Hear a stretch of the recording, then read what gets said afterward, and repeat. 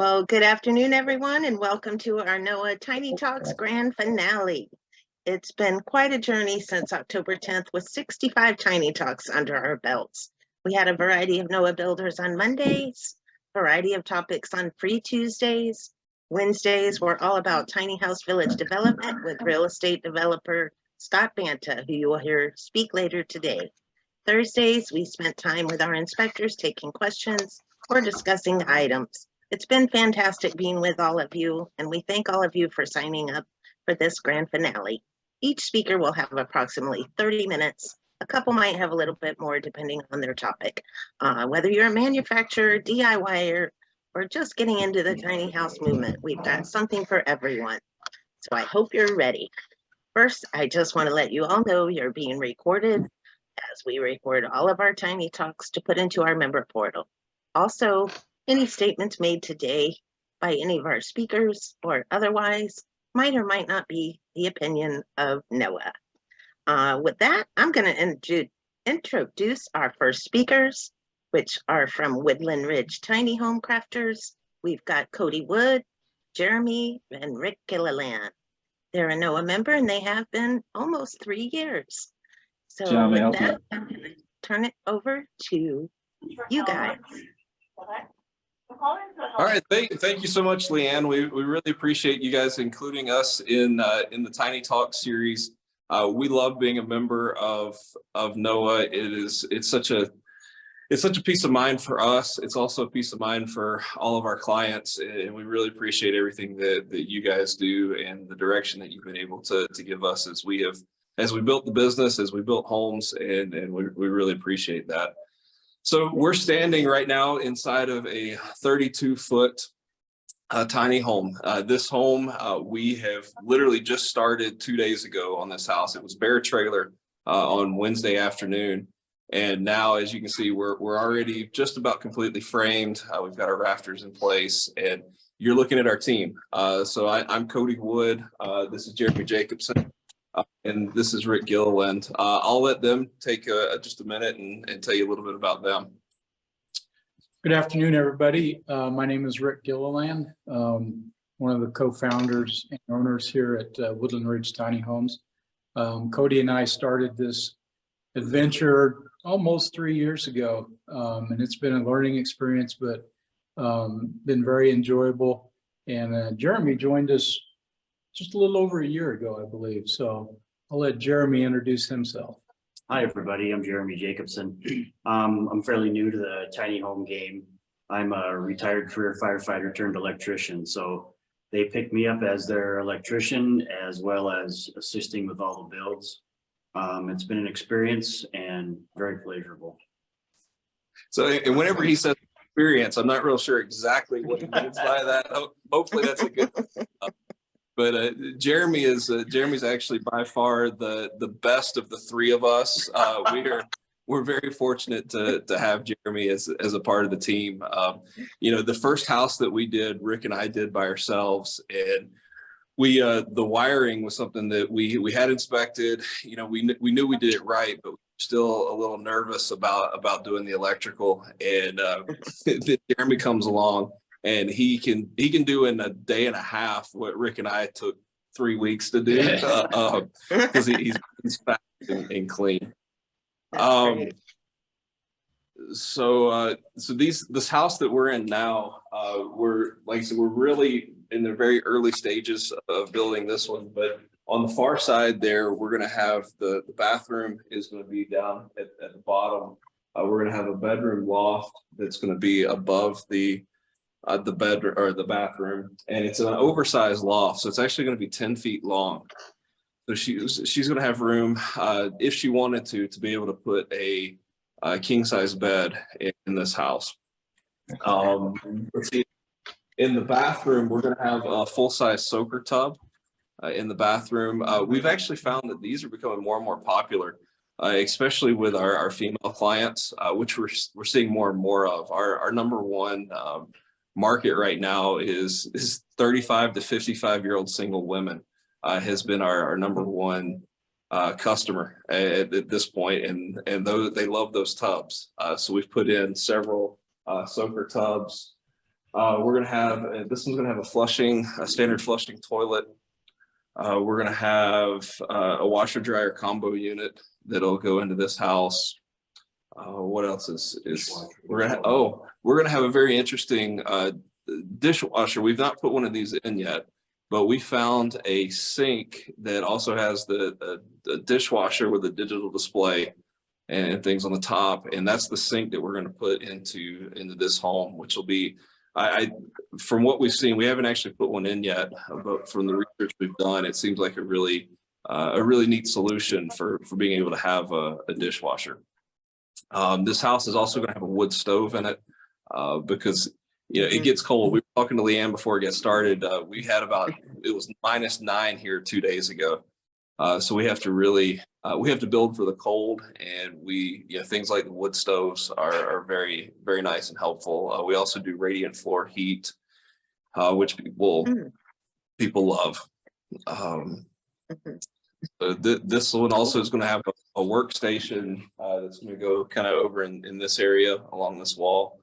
She's going to have a workstation with a flip up countertop and places for her computers and monitors. Let's see, she's also a practitioner of yoga. So she wants some open space so that she can be able to do yoga here in the house. Let's see, what else is interesting about this one? Do we have anything else? Cody, I've got a question. Yeah, you go for it, Ron. I don't know whether you mentioned it already, but is there going to be a loft at one end, both ends, or no loft in this one? What's happening with that? Yeah, this one's going to have a loft. It's going to be down here on this end, and it's going to be up here. It's going to be a 10-foot loft, and then we'll 10 have. foot. And cool.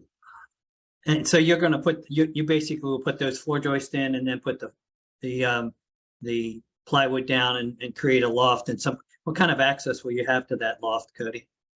Yeah, so on this side here, we're going to have a set of stairs that'll go up and access the loft from here. And then and underneath the stairs is where we'll we're actually going to have a small closet underneath the stairs, as well as that's where the washer and dryer are going to go. Cool. Can you tell everybody what kind of studs you're using in there? These studs are LSLs. So this is actually the first house that we have used these studs on. It's an engineered stud product, and this is the first time we've used them, and we absolutely love these compared to regular dimensional sawn lumber. With sawn lumber, nothing is straight. Nothing is really easy to work with sawn lumber. So we've gone to these for this house just as an experiment, and so far we really like them. They don't split out either. Whenever we run into issues where the boards will split out, which has been very nice. All of our lines are very crisp and clean on this house. I think it's really going to make our interior finish even better. One of the reasons we went to these is we found it very frustrating when we went to put our finish work in, especially countertops and so forth, that try as hard as we did, the walls were never straight, and you had gaps. You had to scribe your countertops and so forth to make them fit flush to the walls. Rafter tails with regular dimensional lumber, it's so hard to put the hurricane clips and everything on them without splitting them into dozens of pieces. These went on very nice, and so far I think we're pretty happy with them. So you've got studs and rafters out of the same material. Correct. Yep. I see you've got a ridge beam and a gable. Had you considered anything like a shed style, or is this what the customer wants? Or I know that you've got what looks like a 6-inch rafter up there, which would span the 7 foot 4 inches. But and when you put in a ridge board, you have to put in collar ties, and you have to put in your ceiling joists every so often to kind of keep everything together. Was there a reason why she went with the gable? Yeah. Pitched roof? Yeah, it was personal preference for her. She really preferred the gable. Our most popular roof line has been the shed style roof. I'd say 75% or more of the houses that we build are shed style roofs. This one, she was really adamant that she wanted a gable roof. I think the first 3 houses that we built were gables, and then after that, up until this one, I think everything else has been a shed roof. So Besides the- yeah, and the shed roof is obviously from a building standpoint, it's the easiest one for us to put in, and it you don't have to deal with a ridge beam. And so I have a question. Well, one of our audience has a question. Betsy with Tiny Circles is asking, how does price of the LSL studs compare to wood, steel, or steel? The price on them, it is definitely more expensive, probably almost double. But what we found, and we'll get a chance, we'll show you later. Our scrap from this was so minimal, and then the time savings in putting our walls together and so forth. In the end, it will probably be a little bit more expensive, but what we save on labor and on scrap, I think makes up a lot of the difference in price. well, and one of the things that we don't really have a judge for yet is what it's going to save us in our interior finish time as well. Because whenever on the last 2 houses, I think whenever we've put in the countertops, even though we crown all of our studs, we try and do everything we can so that everything is straight. But with typical sawn lumber, you're going to have some wave in it just because of the quality of lumber. And we've had to scribe multiple countertops, and that's very time consuming. So we really don't have a gauge yet on what it's going to save us in the finish side of things. But my guess is we may end up coming out pretty close to break even by the time you factor in our time that takes with the regular sawn lumber. So, and once we give you, remind me, Leanne, whenever we do our walk around the shop, remind me to show you the scraps from the building this whole house. Oh, all right. Sounds interesting. Yeah. All right. Do we have some more questions? I neglected to mention that in the beginning. If anybody has any questions, you can pop them in the chat and I'll ask them for you, or feel free to raise your hand and you can ask the question yourself. So carry on. Got some more questions there, Robin? Well, the only, yeah, and then we want to take a look at your shop. Are the studs the same size as the 2x4, 1.5 by 3.5? Yes, they are. Okay. All right. Yep. That was my only thing. Looks like it's your standard framing. Do you use regular 2x4s for your top and bottom plates, or do you use the same material? Using the same material for our top and bottom plates, which again is been great, because even once you get into a 16-foot 2x4, it's never straight. These are perfectly straight. I mean, there is no variation to these. It's so far we've been very impressed with the product. Cool. What, I have Cool. another question. What is the most common exterior used?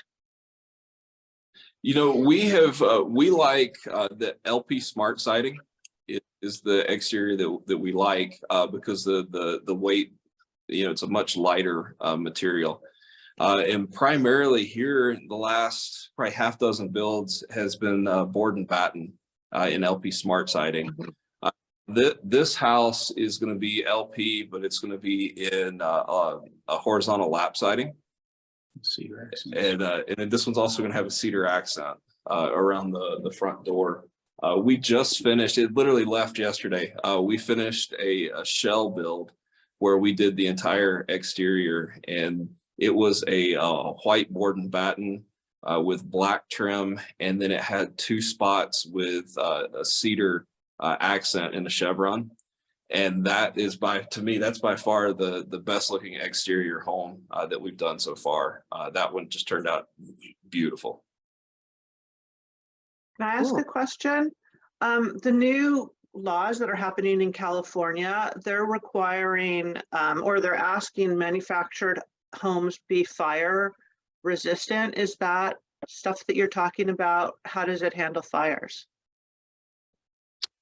You know, off the top of my head, I don't know the answer to that. I do know that this product meets it's produced in Canada, and it meets all of the requirements in Canada specifically, and then it's also all the international building codes. At this point, it meets. Now, specifics for California, I'm not sure off the top of my head, just because we actually haven't sent a home to California yet. We've stayed kind of in more in the upper Midwest, upper Northwest. But I can't completely answer that question for you. Well, I think I can jump in here too. It's not just California, it's all the areas that have wildfires are looking at, you know, some wildfire codes, non-combustible materials on the outside. Also, the ones that we're looking at in Colorado want the property cleared back to a certain point to where you can, you know, the fire can't get to the property. There's no, you know, trees and that kind of stuff. So that's just now happening. It has been adopted in city by city in Colorado. I don't know if it's statewide in California, but it's only in certain areas. Even when, you know, Denver adopts it, they have certain areas that you would have to have that code that they call it the WUI code, Wildfire Urban Interface, I think is what it's called. So yeah, it's something that's coming, and as builders, we need to take a look at it. What does non-combustible material mean, you know, and that kind of stuff.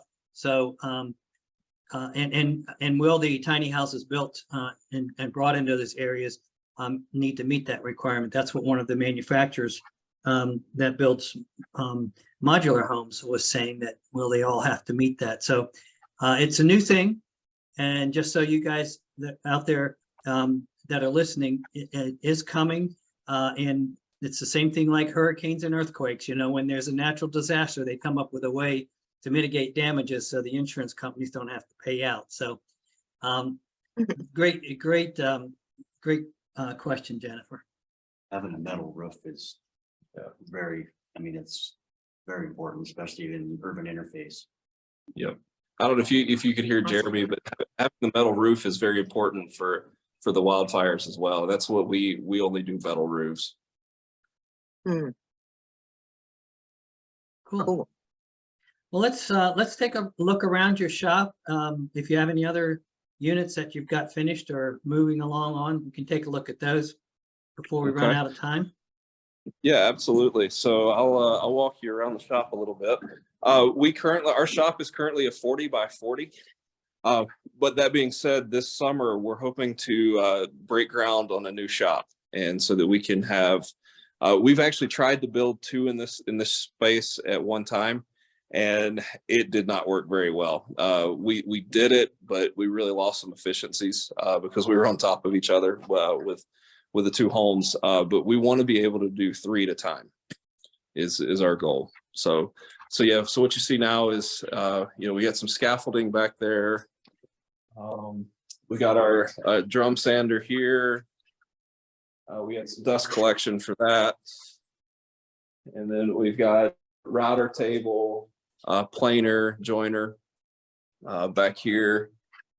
Let's see, our shop vac. We got some metal, just some inventory of metal that we use from time to time.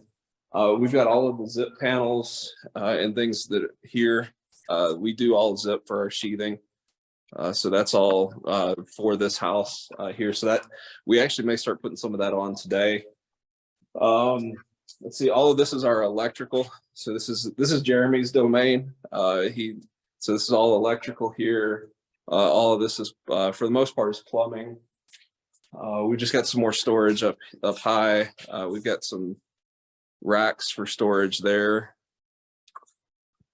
Let's see.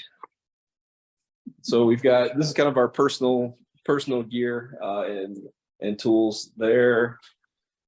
We've got a little bit more lumber here. This is all this whole wall here is all fasteners. We've got some paint stains, things like that. Our table saw, which we use quite a bit, obviously, and then our miter saw there. Oh, hey, Leanne, you didn't remind me. Oh. So here, this is our scrap from this whole build. So this whole build Yes. that we just did right here, that's our scrap. Whoa, Wow, that's amazing. that's impressive. So Wow. one of the things that we do is whenever we're drawing this, so I do, Rick and I do all the drawings, SketchUp, and we'll actually draw the house, all the framing for the house. And then from that, before I ever step foot in the shop to start building, we have our cut list. So then we can sit down with our cut list and strategically cut everything so that we have as little waste as possible. That's awesome. And that's one that saves us. Obviously, that saves us money. That saves us on our bottom line. But the other thing is we're not wasting many materials. And I can't remember if I told you guys this, but we won the EcoStar Pollution Prevention Award for the state of Montana in 2022. And part of the reason that we won that was because of what you see there. We have so little waste in what we do. It really helps cut down on the carbon footprint that our houses create, and it cuts down on the pollution. And that's all just being very strategic about how we plan builds and how we do our cuts and how we build. Well, congratulations on that. That's awesome. Yeah. Thank you. Very cool. Thank you. And then this is my favorite wall in the shop. This is where all of our tools are. So we've got, we do primarily all Milwaukee for all of our tools. For the most part, we've got a couple DeWalt, couple Grizzly tools, but these are all nail guns here. We switched over about 2 years ago. We switched over to all battery powered nail guns. So we don't do any pneumatic nail guns anymore. We don't do any cords anymore because just in such the small space, having those cords and the hoses around, it creates a lot of challenge for us. So we've gone completely away from pneumatic or corded tools. So we've got all that. Wow. Great commercial for Milwaukee. Yeah, we like Milwaukee. We've got a couple routers, a couple jigsaws, skill saw, some metalworking tools, drills, impacts, fine saw, sawzall. What else? Our charging station is over there. Rick's favorite part of the place is the fridge and the microwave. Yeah. Cody, is there anything on your wish list as far as tools that you would like to have that would make your life a little bit easier, or do you have everything you need? We could definitely use another miter saw. We wind up fighting over the miter saw quite a bit. I wish we had another good size one like that. CNC. Oh, Rick said a CNC machine. There you go. Tell everybody what that is. Some people may not know. So we've seen examples of the CNC, which is a computer operated machine, where you can punch in your numbers, your dimensions, and so forth, and then you stand back. And a lot of them operate as a router, but you can stand back and watch them cut all your material for you. They can cut all this dimensional lumber, it can do it in about 20 minutes, where it takes us hours to do this. So of course, they cost about $150,000 too, but it would be really cool to have one of those someday. Well, what you do is you sit down and figure out the time savings from 20 minutes to hours, multiply that times your wage, and then you can figure out whether it's time to buy it now or save up for it. Exactly, Right, exactly. absolutely. And the consistency would be just amazing. I mean, this engineered studs made the consistency in assembling our walls and everything so much better. And then if you took it to that next level with the CNC machine, I can't imagine. It would just be amazing. Well, guys, we got about a minute Wow. left. Is there anything else you wanted to show us before we wrapped up? I was gonna see if we could see the Woodland Ridge mascots. Are they close by? Yes, you sure can, Leanne. We'll I walk like you. I like you guys, but they are just darn adorable. Well, And that's then, our wives and say then- the same thing. Yeah, and actually, since the last time we talked, we got a baby llama. Yeah, I So saw that on Instagram, I think, or Facebook. Yeah, let me get out here. I'll show you. Yes, and then coming up after Cody and the Woodland Ridge team is Jennifer Lavini, our tiny house attorney, who is standing by in the waiting room. Or she's already with us, not the waiting room. Anyway, oh, that is just beautiful. Look at that scenery, y'all. I'm a Oh, Florida yeah. girl. Just you go. incredibly beautiful. All right. So, can you see the llamas? Yes, they're so cute. That's cool. So, we just recently had we've had a T-shirt designed that's got a llama on it, building a tiny home. So I think, if anybody's interested in a llama T-shirt with a tiny home on it, let me know. You can shoot me an email. It's info@tinyhomecrafters.com. So if you shoot me an email, we'll get you a T-shirt. So I'll but, definitely look for my email soon. They are so yeah, cute. absolutely.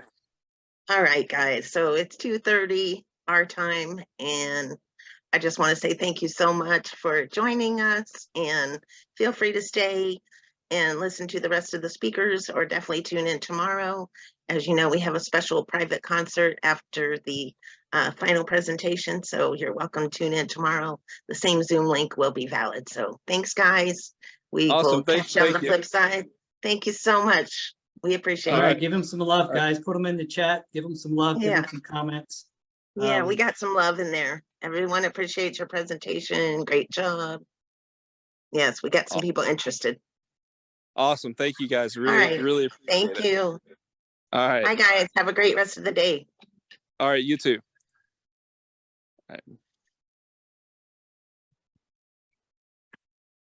Cody, I think you still have your hand raised. Oh, sorry. I don't know how that works. Sorry. No worries. You're good. All right, There we so go. we have a little couple-minute break if anybody wants to grab something to drink or take a little break, you can do that. Jennifer's going to start in about 4 minutes. Got my little timer here. Well, you know, we can go ahead and get started Yes, and whenever she's you're ready. here. We don't have to live by the timer if we've got, because, you know, some people are going to run over, some people are going to be short, you know, that kind of a thing. So You got it. We're kind of flexible around here. Yes, that's one thing about our Tiny Talks. Very flexible, formal, informal, and laid back. We had a really good time. So Ms. Lavini is a tiny house attorney that I believe lives in California. She'll tell her a little bit about herself. She has written a couple books, which she'll also tell us about. And so with that, I'm going to turn it over to Jen Lavini. Do you want to tell us a little bit about yourself and get started with your presentation? We appreciate you being here and taking time to be with us, by the way. Okay. Hi, There guys. she is. Um, Hi. Thanks for having me here today. I wasn't actually thinking I had to tell anything about myself, but I was planning on starting with a lawyer joke. So here's today's lawyer joke. Why don't lawyers play hide and seek? Ready? Because no one will look for us. All right. Thanks for laughing. If any of you want to turn on your cameras so that I could see you, that's actually helpful when talking. Thank you. Yep, look, there you are. So the last talk was about, what happens in the shop. And my talk is a little bit different. It's about a different room in your business. It's just about what happens in the office. So we're moving out of the shop and into the office, and we're talking about how you run your business. And my first question for you is, what business are you in? Do you know what business you're in? If you manufacture anything on wheels, then you are a vehicle manufacturer. You might think you're a home builder, but you're not. Under the law, you're a vehicle manufacturer. And if you sell vehicles, which are homes on wheels, then you are a vehicle dealer. And so these laws that govern vehicle manufacturing and vehicle dealering have been written for the automobile industry. And then they also have been written for the RV industry. RVIA has been involved in adding RVs to the vehicle dealer laws. And so the laws that you have to follow are laws, the same ones that car manufacturers follow and the same ones that car dealers follow. You might be thinking to yourself, but wait, I'm not a car manufacturer and I'm not a car dealer. There should be different laws for people who manufacture tiny homes because this is such a different industry. It's such a different business model. Right now, we don't have any separate laws for tiny home on wheels manufacturers and dealers. So you do have to follow the laws that are not written for you. There is a process going on right now across the entire world to develop new laws for tiny home on wheels manufacturers and dealers under the auspices of a giant standards developer called ASTM. And I think other people here are going to talk about joining ASTM if you want to be a part of not having to follow laws that car manufacturers and car dealers have to follow. But in the meantime, I'm going to explain the laws a little bit that you have to follow. The laws are different for every state.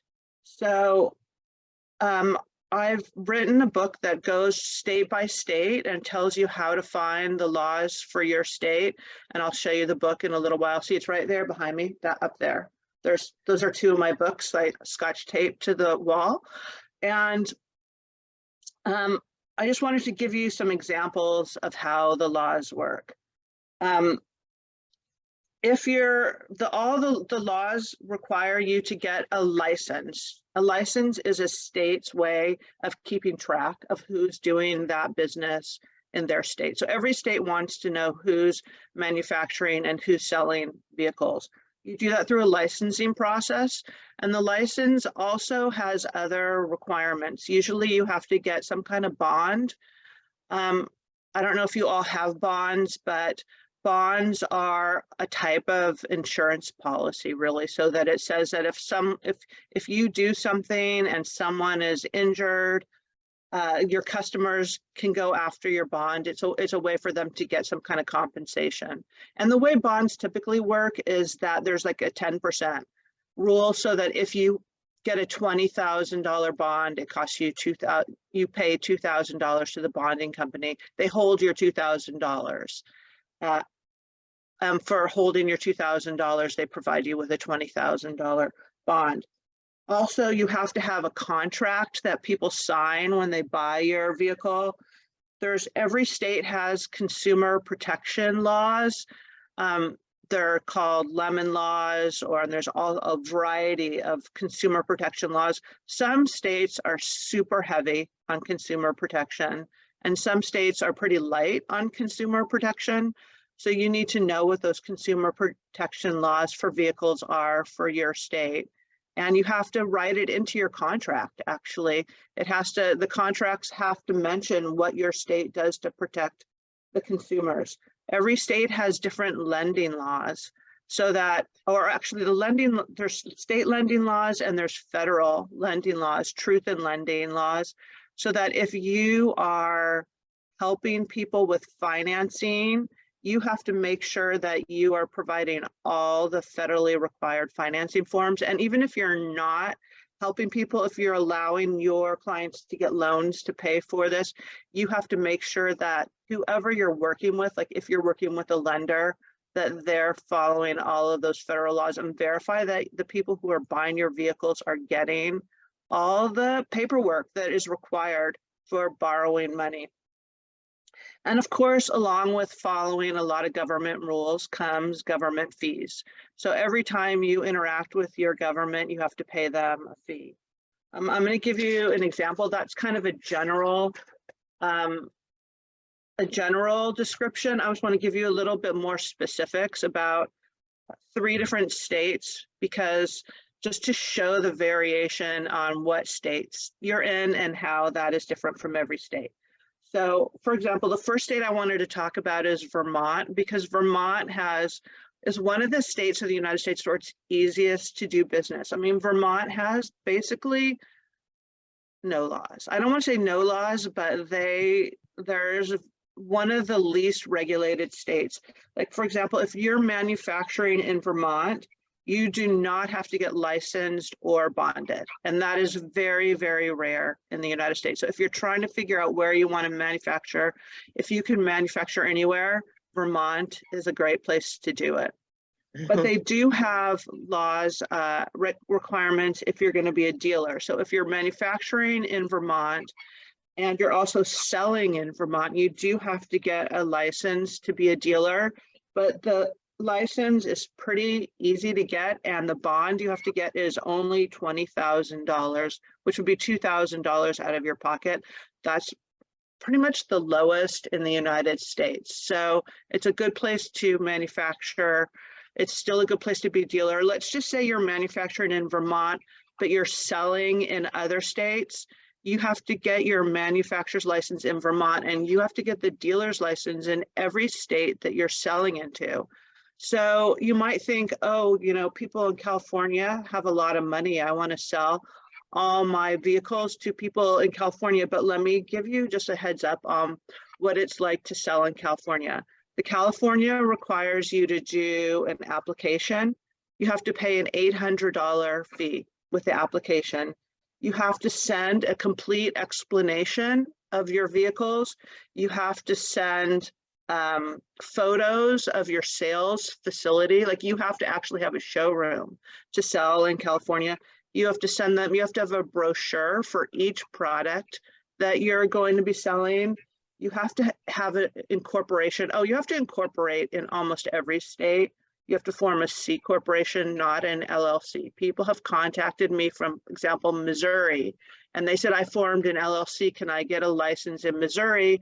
When I went into Missouri's laws to see what they required, Missouri actually required C corporation. So after someone had gone through all that trouble of setting up their LLC in Missouri, paying the state fees, it wasn't even, they had to go through and do it all over again. So before you form your entity, check with what your state law requirements are. All right, back to the California requirements. California requires the brochures for the products, your incorporation papers, a background check, which means that you have to get yourself fingerprinted, send the fingerprints. There's an FBI background check. It takes 4 months to do the background check. Your bond requirement in California is $50,000. You have to take a class about vehicle dealer safety. You have to provide your financial information, and an inspector will visit your facility to make sure that it fits with state laws. Colorado is even worse than California, or better for consumer protection, depending on your perspective. But in addition to the types of requirements that California requires, Colorado also has requirements that anyone who opens a dealership has a net worth of at least $100,000, has a credit score over 700, and they have to submit their complete business plans. So Colorado thinks that anyone who's selling vehicles is already rich, right? And so that they want to make sure that, I mean, basically they want to make sure that only rich people get into the vehicle sales business. Jennifer, Hey, So can I, these are just kind of examples of industry codes for vehicle dealers. There's also a lot of state laws about what has to go into your contract. hey, Jennifer, and- Jennifer, Leanne was Yes. trying to ask you a question, if you got a minute. Oh, yeah, I'm sorry. sorry. I thought Tammy. maybe my microphone wasn't working. I hated to interrupt you, but I got a hand raised and then I got a question in the chat. Do you mind? Eureka, Tiny go for it. Homes. Yeah. Jordan, can you, there you go. Hi, Eureka. I'm happy to see you here. Hi. So we're tiny home builders in Montana in the very north. We're right at the Canadian border. And I was just wondering about the contract. So you add the laws of like the state of Montana in it. Is that only when you do the financing, or is that also if someone is paying in full? You have to have a written contract to sell a Yes. vehicle. Yeah, we do Um, have a contract, but just adding the laws of the state in that, is that something that's required if you're not lending? You don't have to have the lending laws in the contract if you don't do, if people are only paying in full. And but what you do have to have is that there's an IRS law called 8300 that anytime Okay. someone pays a large chunk of money in cash, would be like cash or a check. If someone just has a lot, you have to report to the IRS anytime anyone pays you over $10,000. You have to find out where they got the money from, and you have to report that to the IRS. So this is like an anti-money laundering law to keep, drug money from flowing through the economy and things like that. So if someone comes to you and says, I have $75,000 to pay, you have to report that, and you have to tell them in the contract that we will be reporting, according to IRS 8300.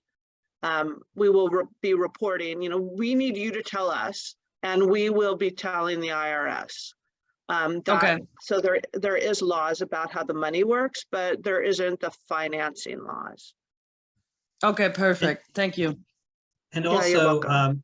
wanted to jump in here and say there are certain things, and it'd be time for another, maybe another tiny talk down the road. But anyway, what is contract law? There are certain things that have to go into every contract. And Jennifer, you probably know that, there has to be a date, there has to be the two parties and what they're agreeing upon. There has to be signatures.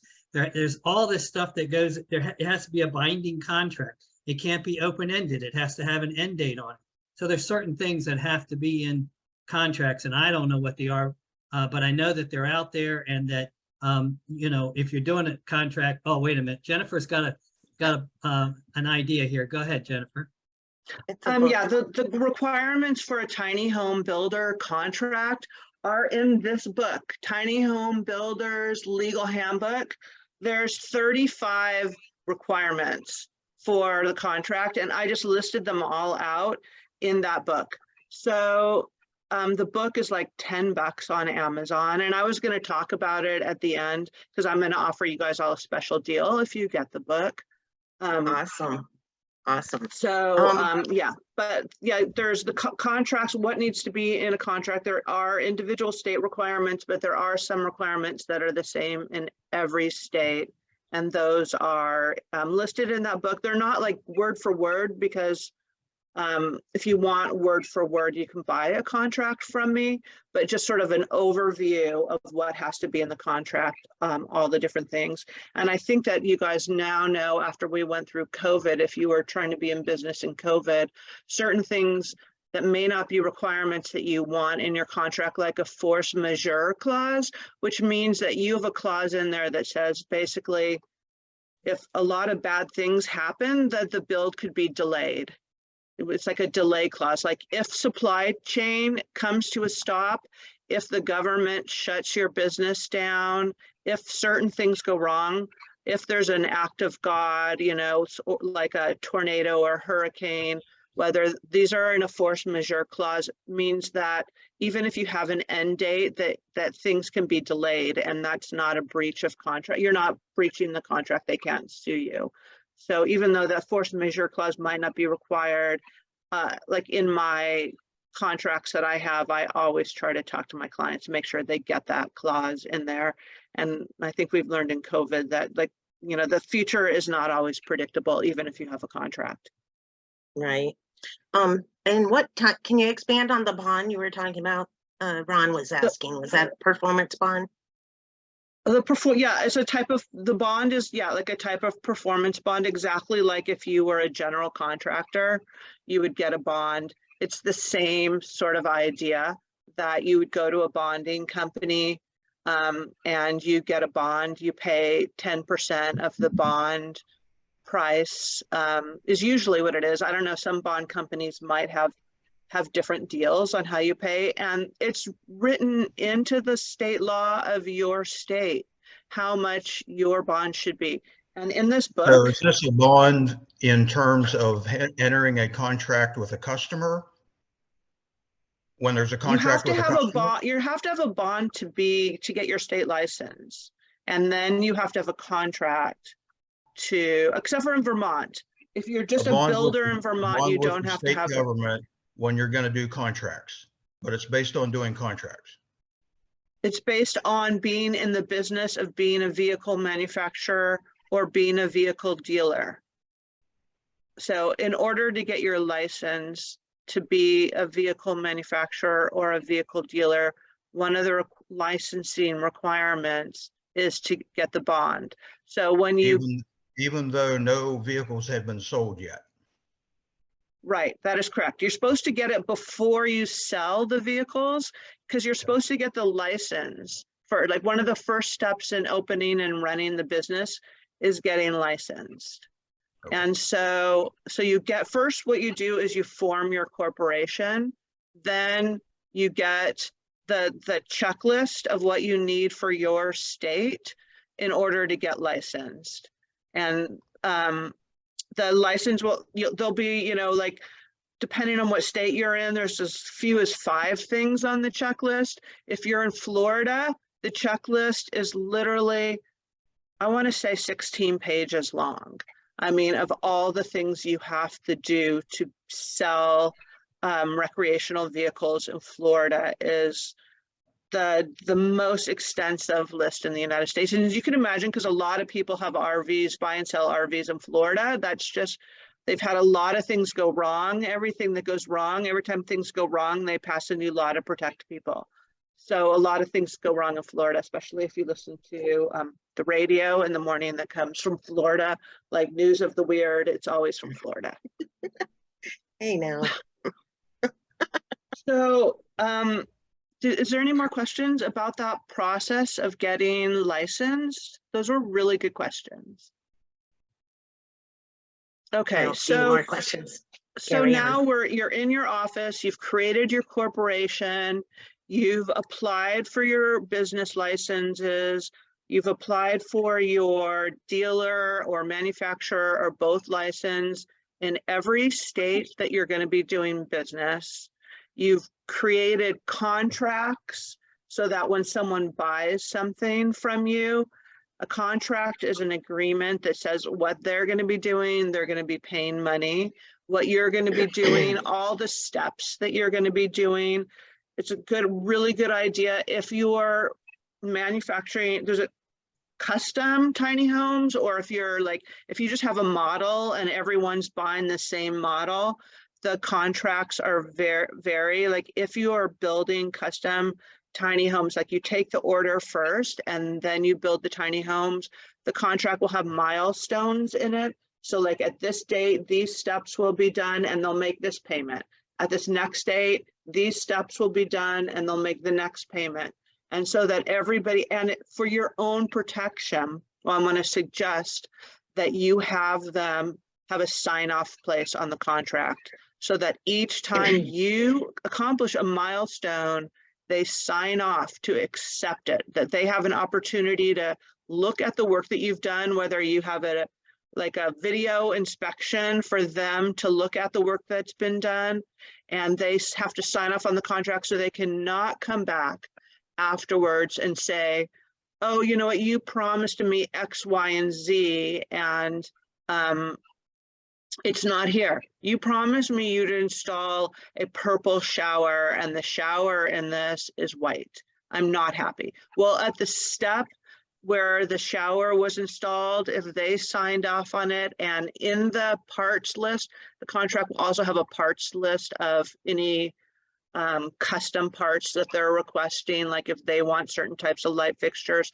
certain types of sink faucets, certain types of toilets, that'll all be in the contract. They sign to the contract, they sign at each milestone, they initial at each milestone, and then at the delivery, you're protected.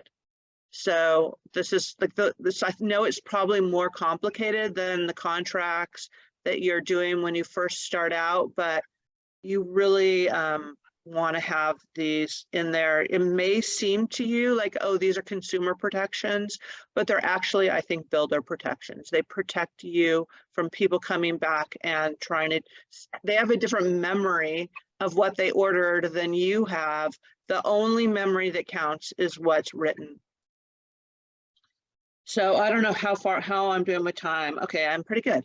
Yeah, you're doing great. Thank you. So I guess the other thing I wanted to say is that the laws that govern how tiny home builders have to work, as I said, are vehicle laws. They're for cars and they're for RVs. They don't really work with this industry so well, but you have to conform to them at this point. There is an organization called Tiny House Alliance USA that is leading the charge to work with this huge international standards development company called ASTM. They're like ANSI. They develop standards. And if you want to see a change in how the laws work, then you are a stakeholder. And it's really important that you just at least participate a little bit to put your opinion out there. You don't have to do a lot of work. But for example, they're asking me to work on writing these new standards for builders. And honestly, I don't know exactly what you guys are doing. So I ask Robin all the time, like, what is it these guys are doing? Because I'm supposed to be writing these standards and contributing to this. And it would be a lot better if you who actually have boots on the ground are contributing to how the standards and how you have to manage your businesses, how these standards work. That's kind of my little pitch for ASTM. The other little pitch that I wanted to do are for my books. Like everything I talked about here is in this book. Tiny Home Builders Legal Manual. This is like, I don't know, it's like $9 for an e-version and like $12 or $13 for this paperback. It's just a manual, you know, you can just put it next to your toilet, just read it every now and then when you're just having a toilet break. The other book is Tiny Home Buyers. Tiny Home Buyers Guide. This is the book that your customers are going to be reading to figure out whether or not they should hire you. So it's probably a good idea for you to get this also. I think right now it's free if you're an Amazon book subscriber, ebook subscriber, or it's like $12 or $13. But what I wanted to ask you guys to do is I just published these books in the last few months. And one of the things that makes books really popular is if they have reviews, and there's no reviews up there for those books. So if you get the books, you like them, and you have something nice to say, if you could please leave me a review. Everyone who leaves a review, I'm going to give them half an hour of free legal consultation. So my hourly rate's $400 an hour. So half an hour of my time's $200.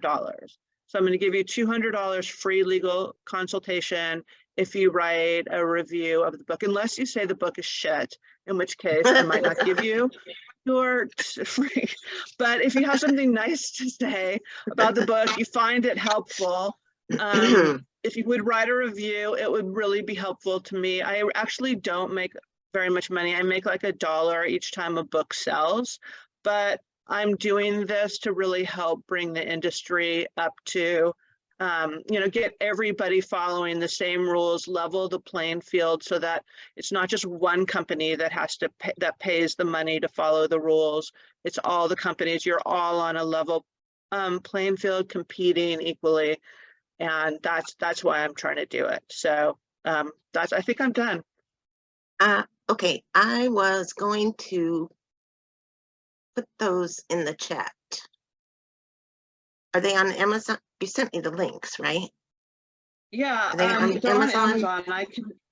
If you go to Amazon and you put in my name, Levini, Levini, and Tiny Homes, there Okay. are 3 books that I've written. These are the latest 2 books. The other one is Building, Occupying, and Selling Tiny Homes Legally. I wrote that in 2018, and when the only state in the United States that had rules was California. And so that book is just about California law. It doesn't apply to everybody here for the most part, unless you're in California. These are the books that apply to all of you. This book especially has every state in the United States. It has the links to the licensing laws that I talked about. It'll tell you how to get, find out all the licensing. It describes the contract. It describes the consumer protection lemon laws for the different states, and just has some other, the hardback, this paperback edition is the most up-to-date one. If you buy it on Amazon, I'm going to suggest you get the paperback because I've made some updates to the book, and the updates are in the paperback version. So is that too much self-promotion? I'm sorry. I'm just trying to be No. helpful. Absolutely not. That was perfect. And I think I'm going to buy the one that has all the states in it. I think Yeah, this one has it goes through 50 states, state by state, what the builders' laws are, or if it doesn't list actually every law, it lists the links, because the state's laws change, from time to time. What I did is I provided the links to where you get the laws for every state, whether you're a builder, whether you're a dealer. There's the links to every state. And also I put in there a lot of other links, which are, some states have special departments where they help businesses. So like states want to encourage entrepreneurs, and they have a special department like the entrepreneur golden blah, blah, blah, department, where if you're an entrepreneur and you're having trouble knowing what are all the things that you have to do your business, the state has a department that, I went through, literally, I searched every state in the United States through all of their departments to find every state that has it. So if you find a state that has a department and then I missed it, just send it to me. Leanne has my contact info, because I'm trying to update these all the times. If something changed and you find something that I missed or whatever, I would appreciate, I can't be everywhere all the time. Send it to me, and that would be great. That's great, Jennifer. Thank you so much. DJ, I think DJ has a question. Can you? Yeah, I have one question. I have books published too. So is there a place where people can leave a review that better helps you sell your book? The reviews are on Amazon. Okay, perfect. Yeah, Thank you. kind of down below from the book. Thank you. All right, you've already made a couple sales on your book. Awesome. Great. That's, it's definitely fine to self-promote yourself because you've taken time out of your busy schedule to be with us, and we all appreciate that, especially this information. It's just vitally important these days. I feel like there's, it's just very important. So we appreciate you, Jennifer, coming back with us. You were with us last, I think, September or June for one of our challenges. But anyway, we're going to be moving on. You're welcome to stay and listen to more of the talks, or definitely join in tomorrow. You can have enjoy the private concert of Arbor Season. And we just say thank you again. I know everybody got a lot out of that. That was a lot of info. So thank you so much. Have a great one.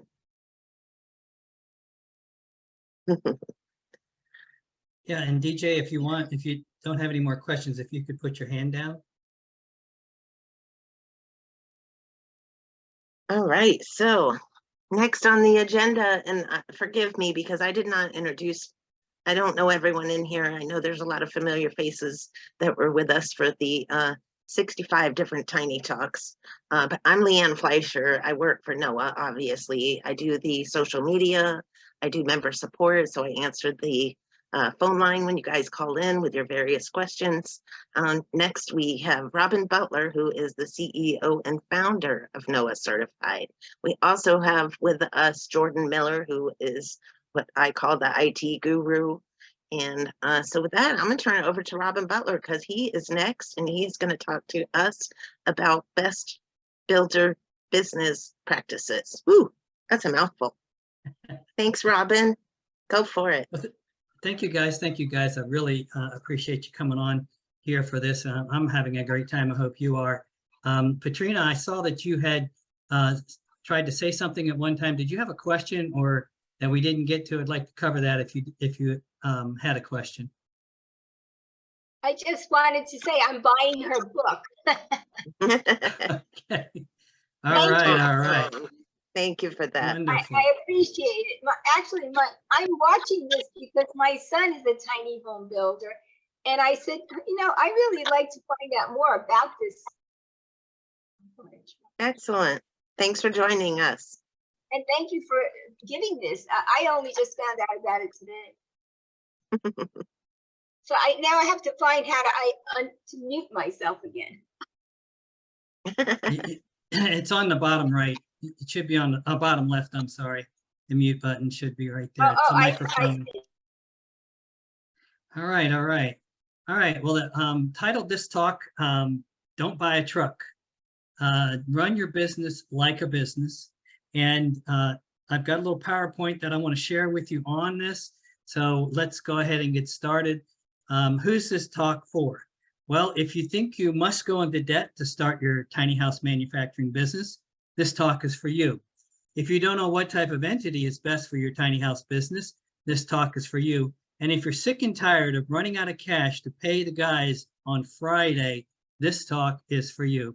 If you want to start a business, retire early and live life without financial worries, this talk is for you. In the next 25 minutes, I want to talk about how money works and the 5 steps to financial independence, and then some great business strategies along the way here. So how many of you have a great financial plan using tiny houses? Put in the chat if you've got a great financial plan using tiny houses. I'll wait a second, another second. Anybody? Okay, I'm going on. So a friend of mine, Frank Acoin, in another business we were in, he used to say, guys, when he gave his talk, guys, if you're sitting on your only asset, get up off your asset and get to work.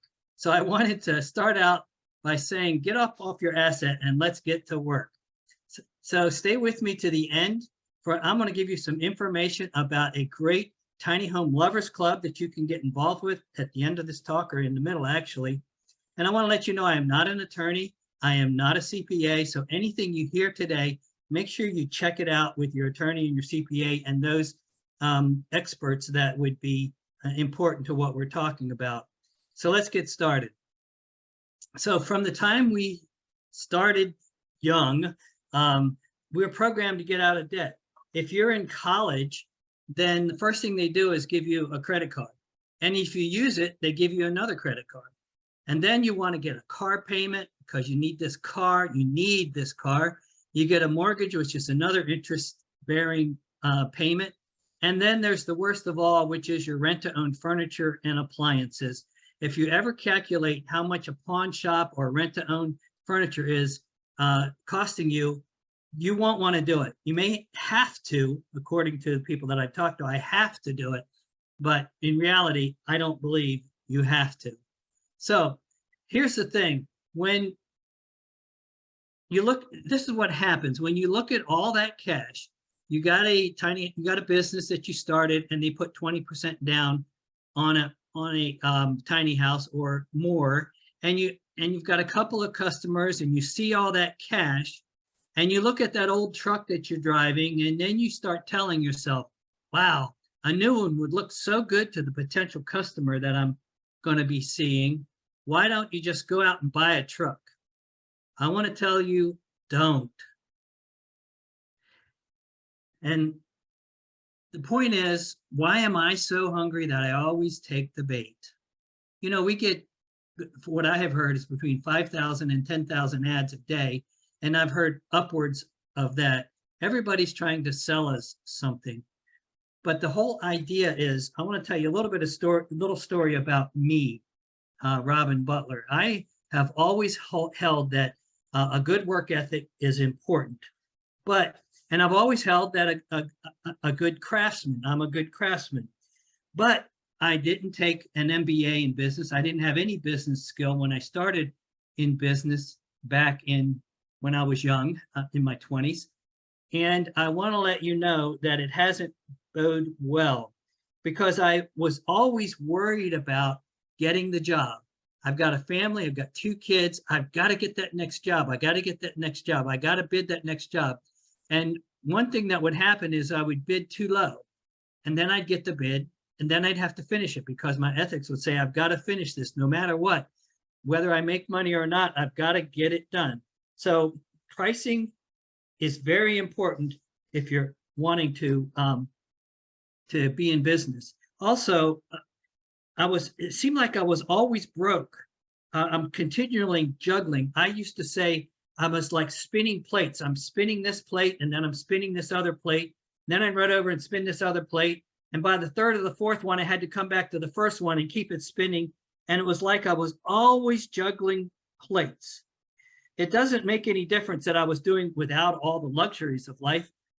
I have never bought a new car. We just bought our first new car, brand new car that I've ever had. And I'm 70 years old, guys. So that's been a long time of sacrificing.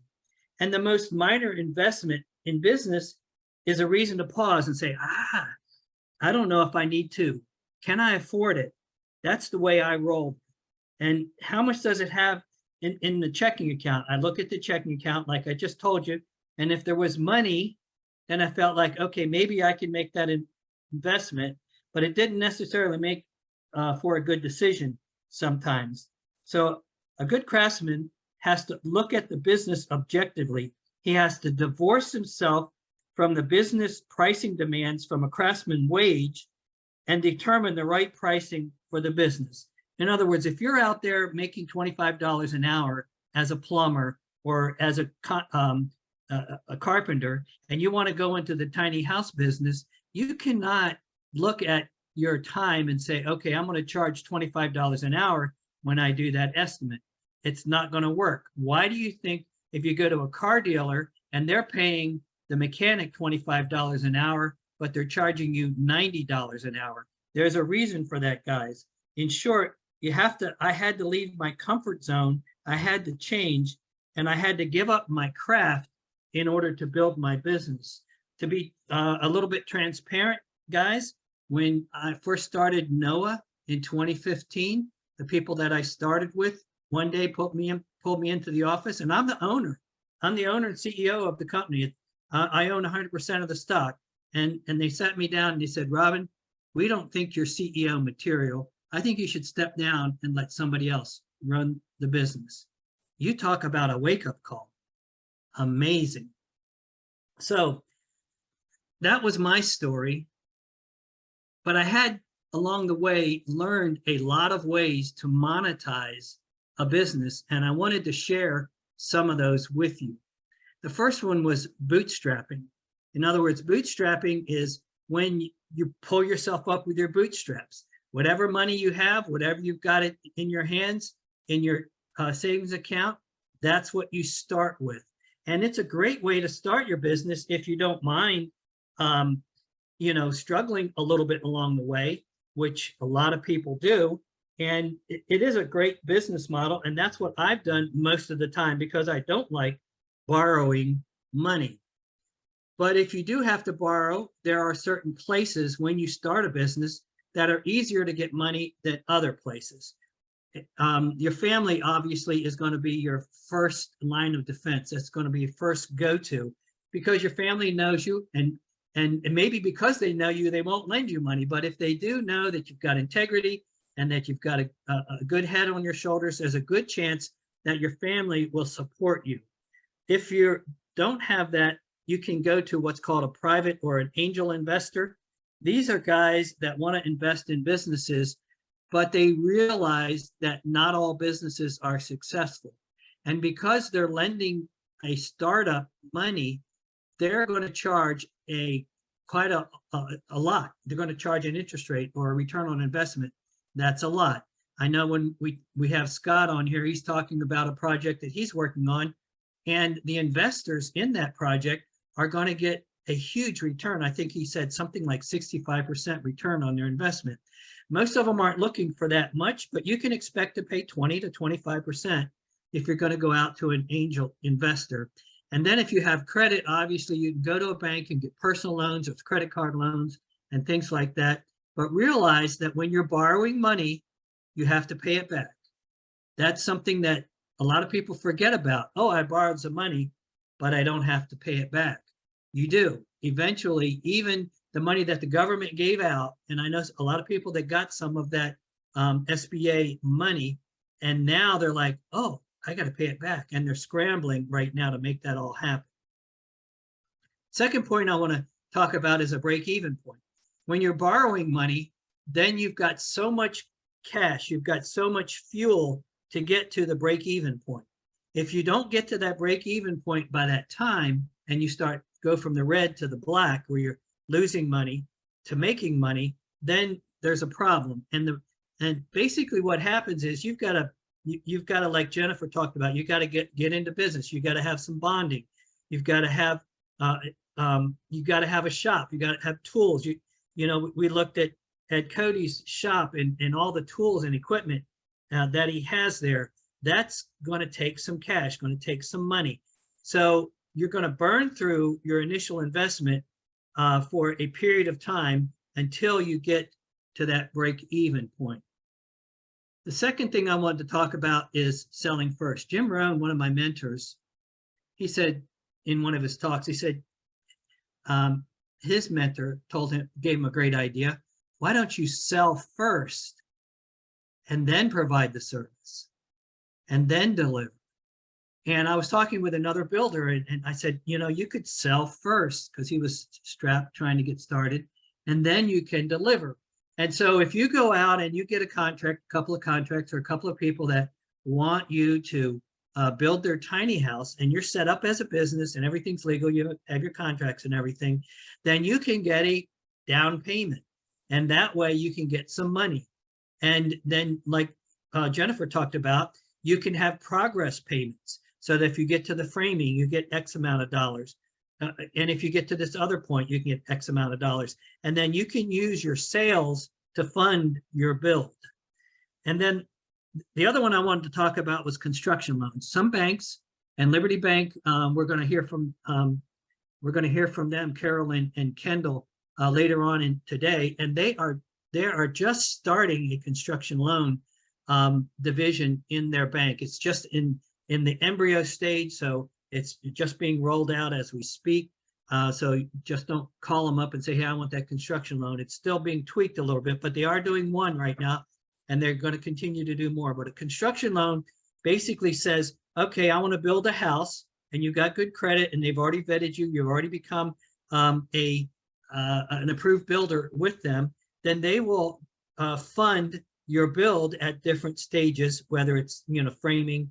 Well, I think trailer is going to be their first stage, and then framing, and then rough trades, and then final, I think is how it's going to work. But you get money to build, because we realize the best way to do it is using other people's money if you don't have it.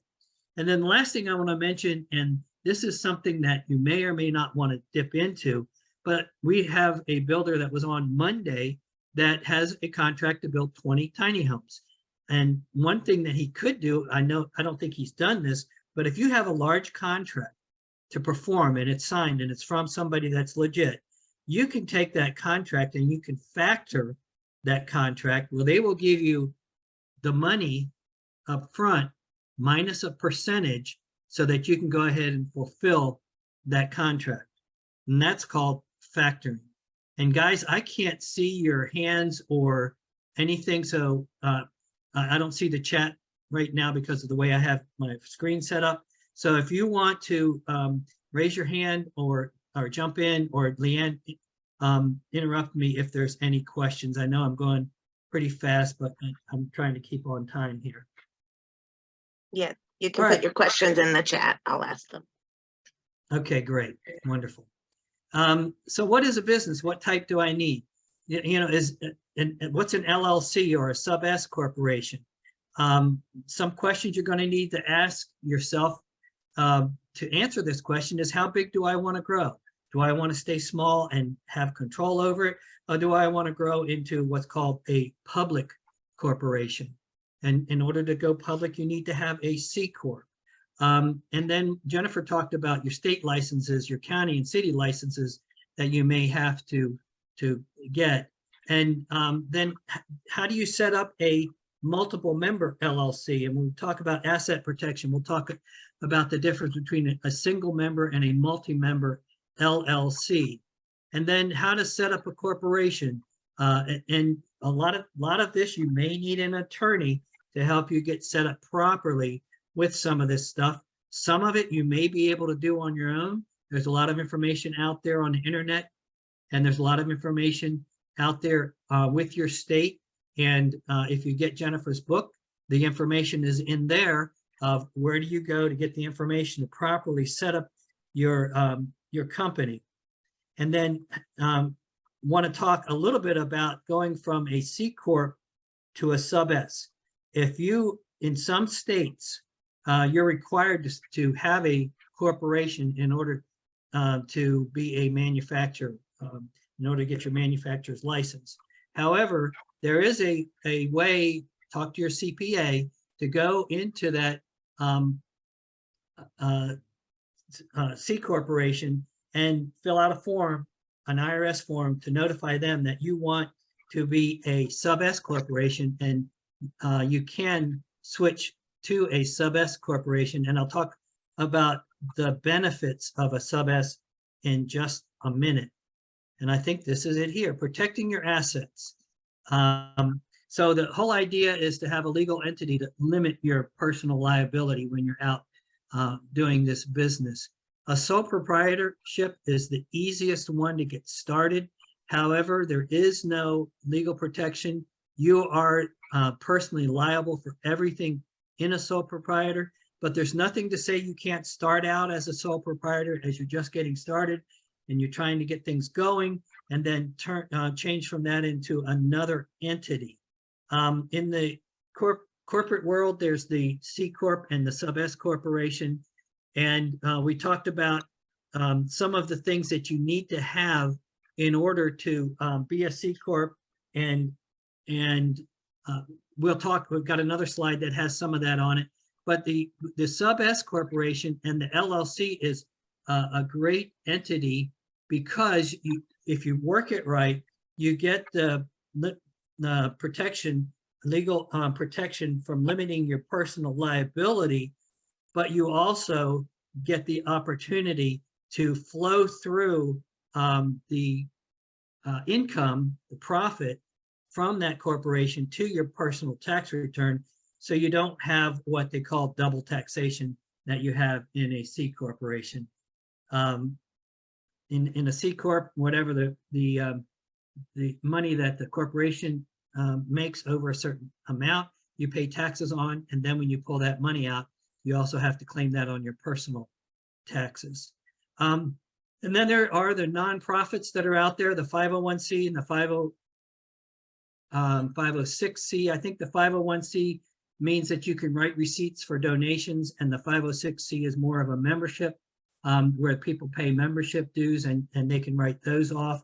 And there are some others that I've heard of, nonprofits that you can do. So if you're interested in something like that, with a nonprofit, it doesn't mean you can't pay yourself a reasonable wage out of that nonprofit if you want to go that way. So if you're thinking about doing something altruistic, building tiny houses for the homeless or the underserved, that would be certainly something to take a look at.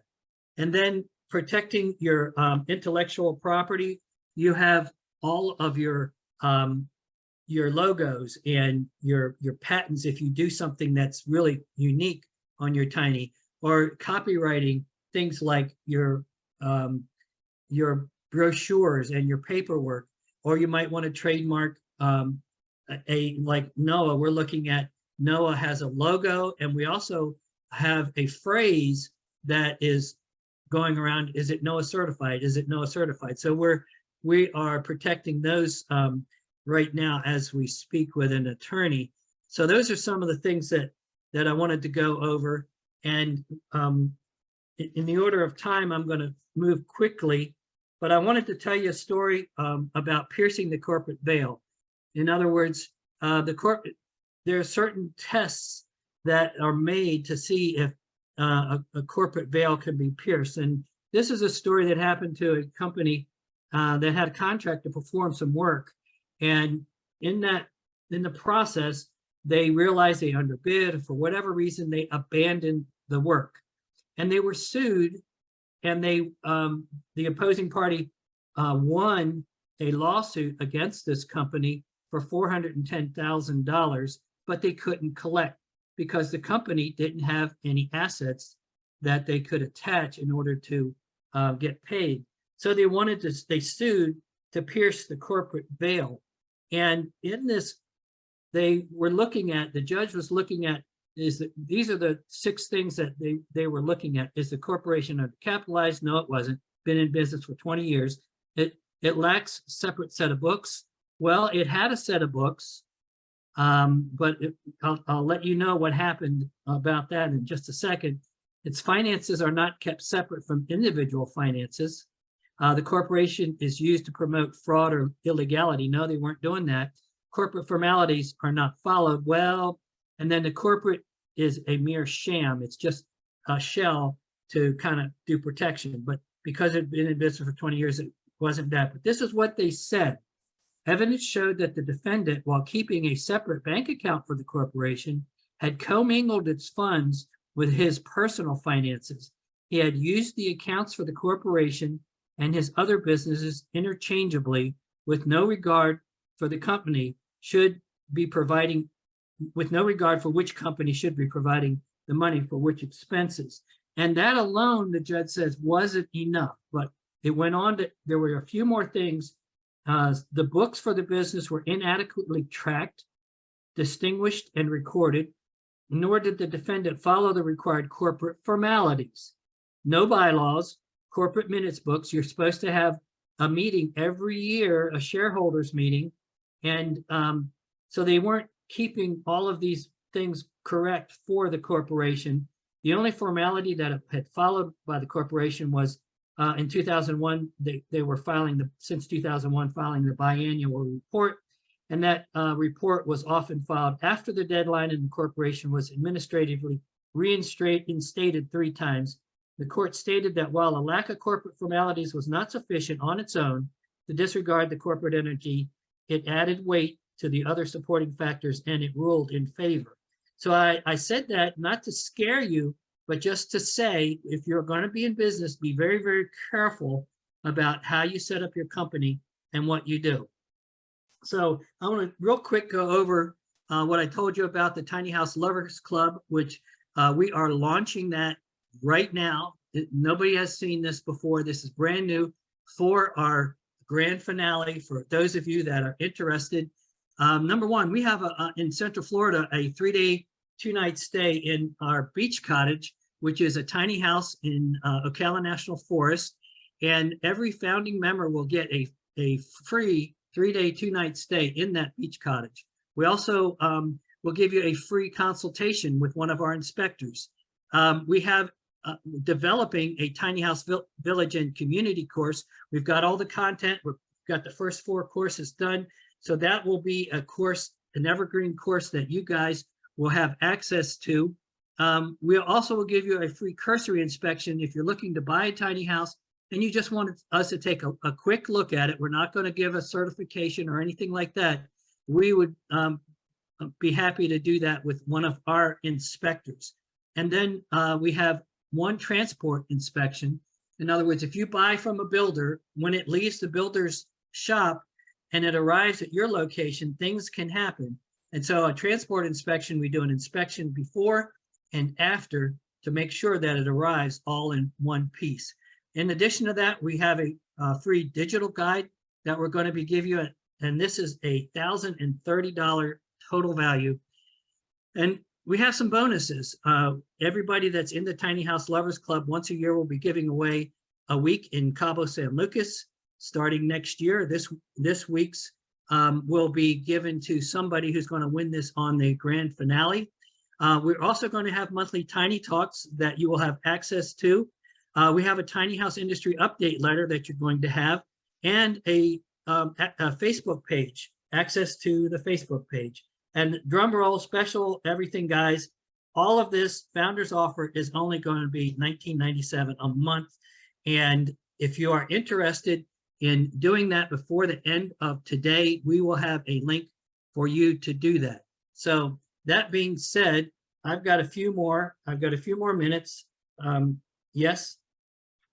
Leanne, do I have a couple more minutes? Yes, you sure do. Take your time. Okay. All right, I want to talk about taxes for a minute. There's a difference between avoiding and evading taxes. Everyone wants to avoid as many taxes as they can, and no one wants to evade taxes on purpose because that's a criminal offense and they go to jail for that. So that's the difference. But in the tax code, there are a lot of advantages to being in business for yourself. And so I'll jump down to the small business write-offs. You know, there's like this shirt that I have on right now, that's a write-off. It says NOAA on it. So I can write this shirt off. When we go to events, we can write that off. When you buy a tool now for your business, that is a write-off. So there's a huge number of write-offs. When you go to an event, that can be a write-off. When you lose money on a sale, or if you take something to an event and it costs you money to go to that event with your tiny house, that's a write-off.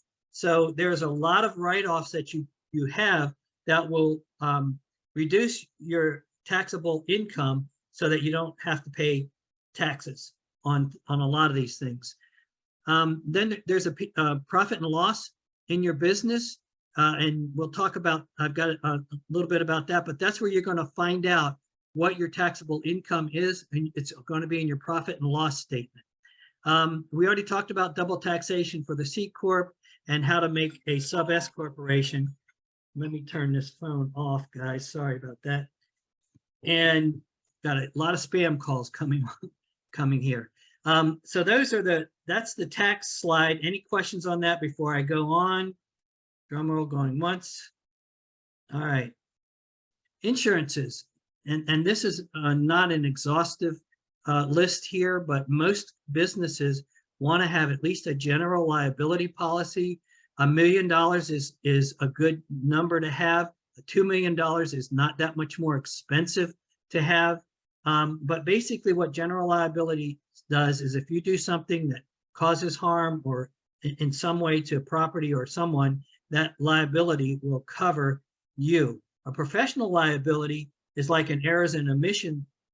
And if you do something professionally, like we have a professional liability policy and a general liability policy, so that if we mess up along the way here professionally, we have our insurance that will cover us in case of something that happens.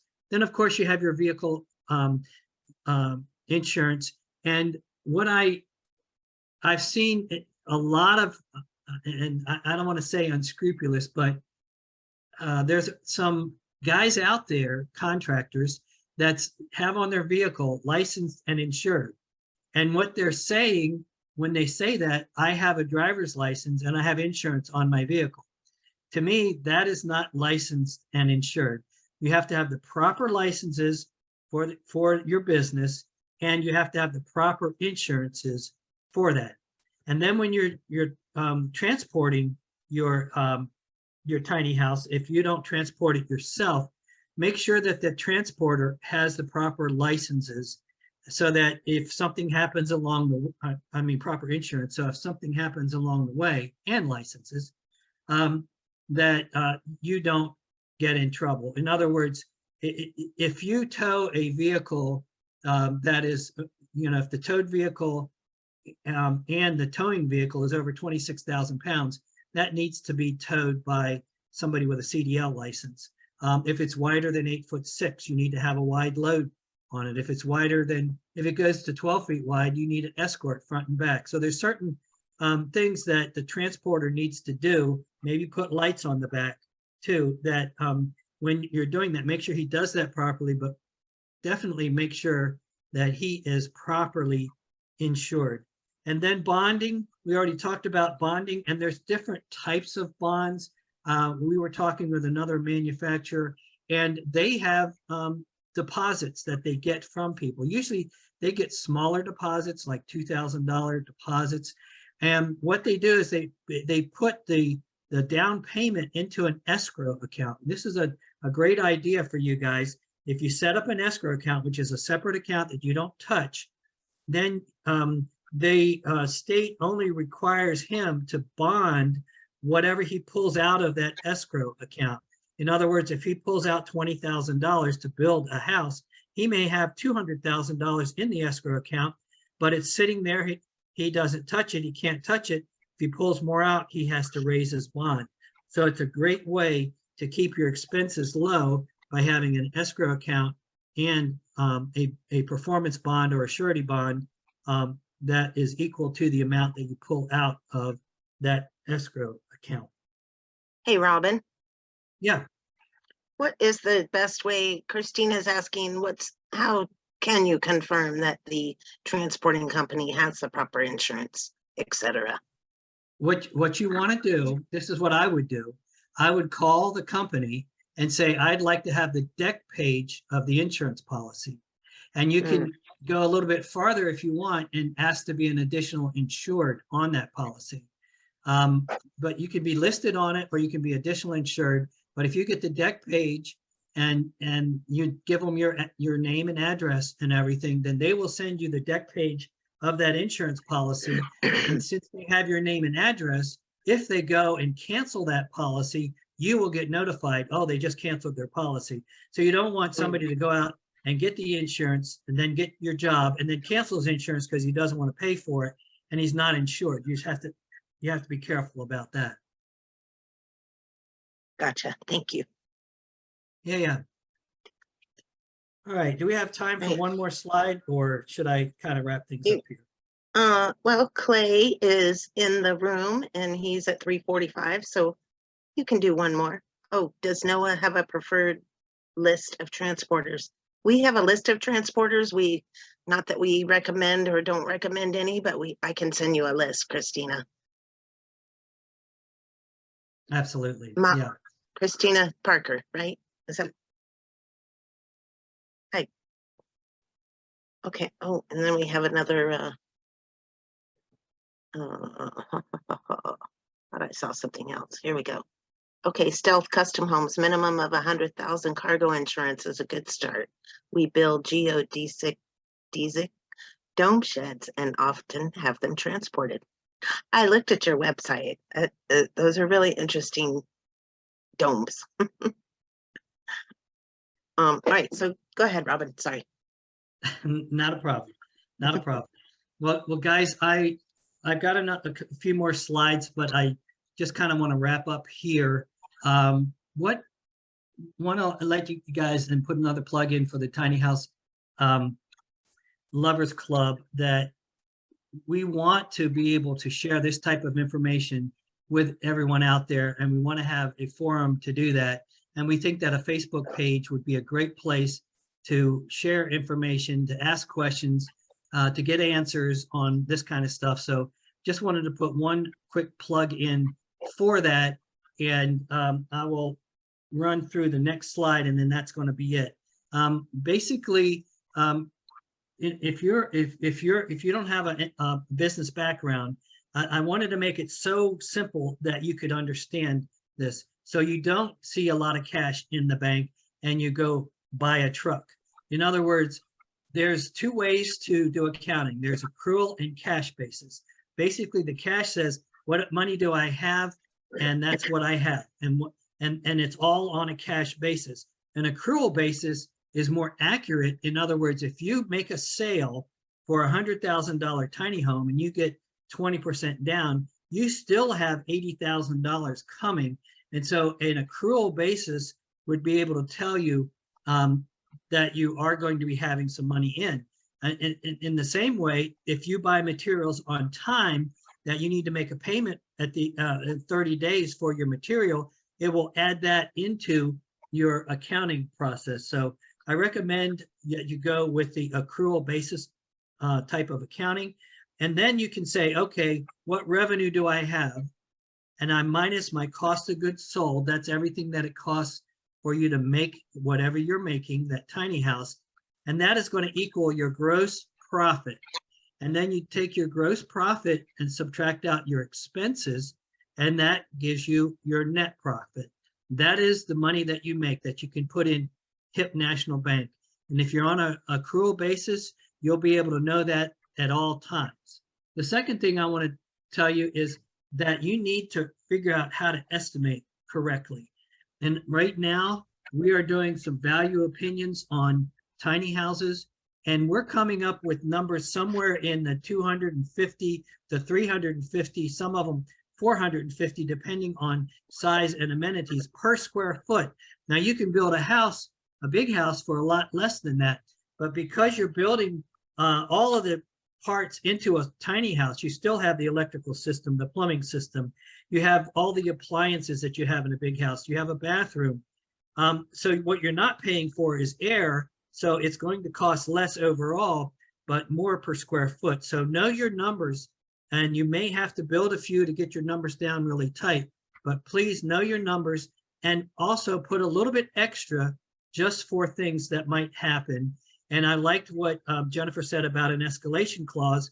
I've forgotten what she called it, but anyway, that's another good thing to have, because if you're signing up contracts, and some builders have them out a year, 18 months, you have no idea what things are going to cost 18 months from now, materials and labor.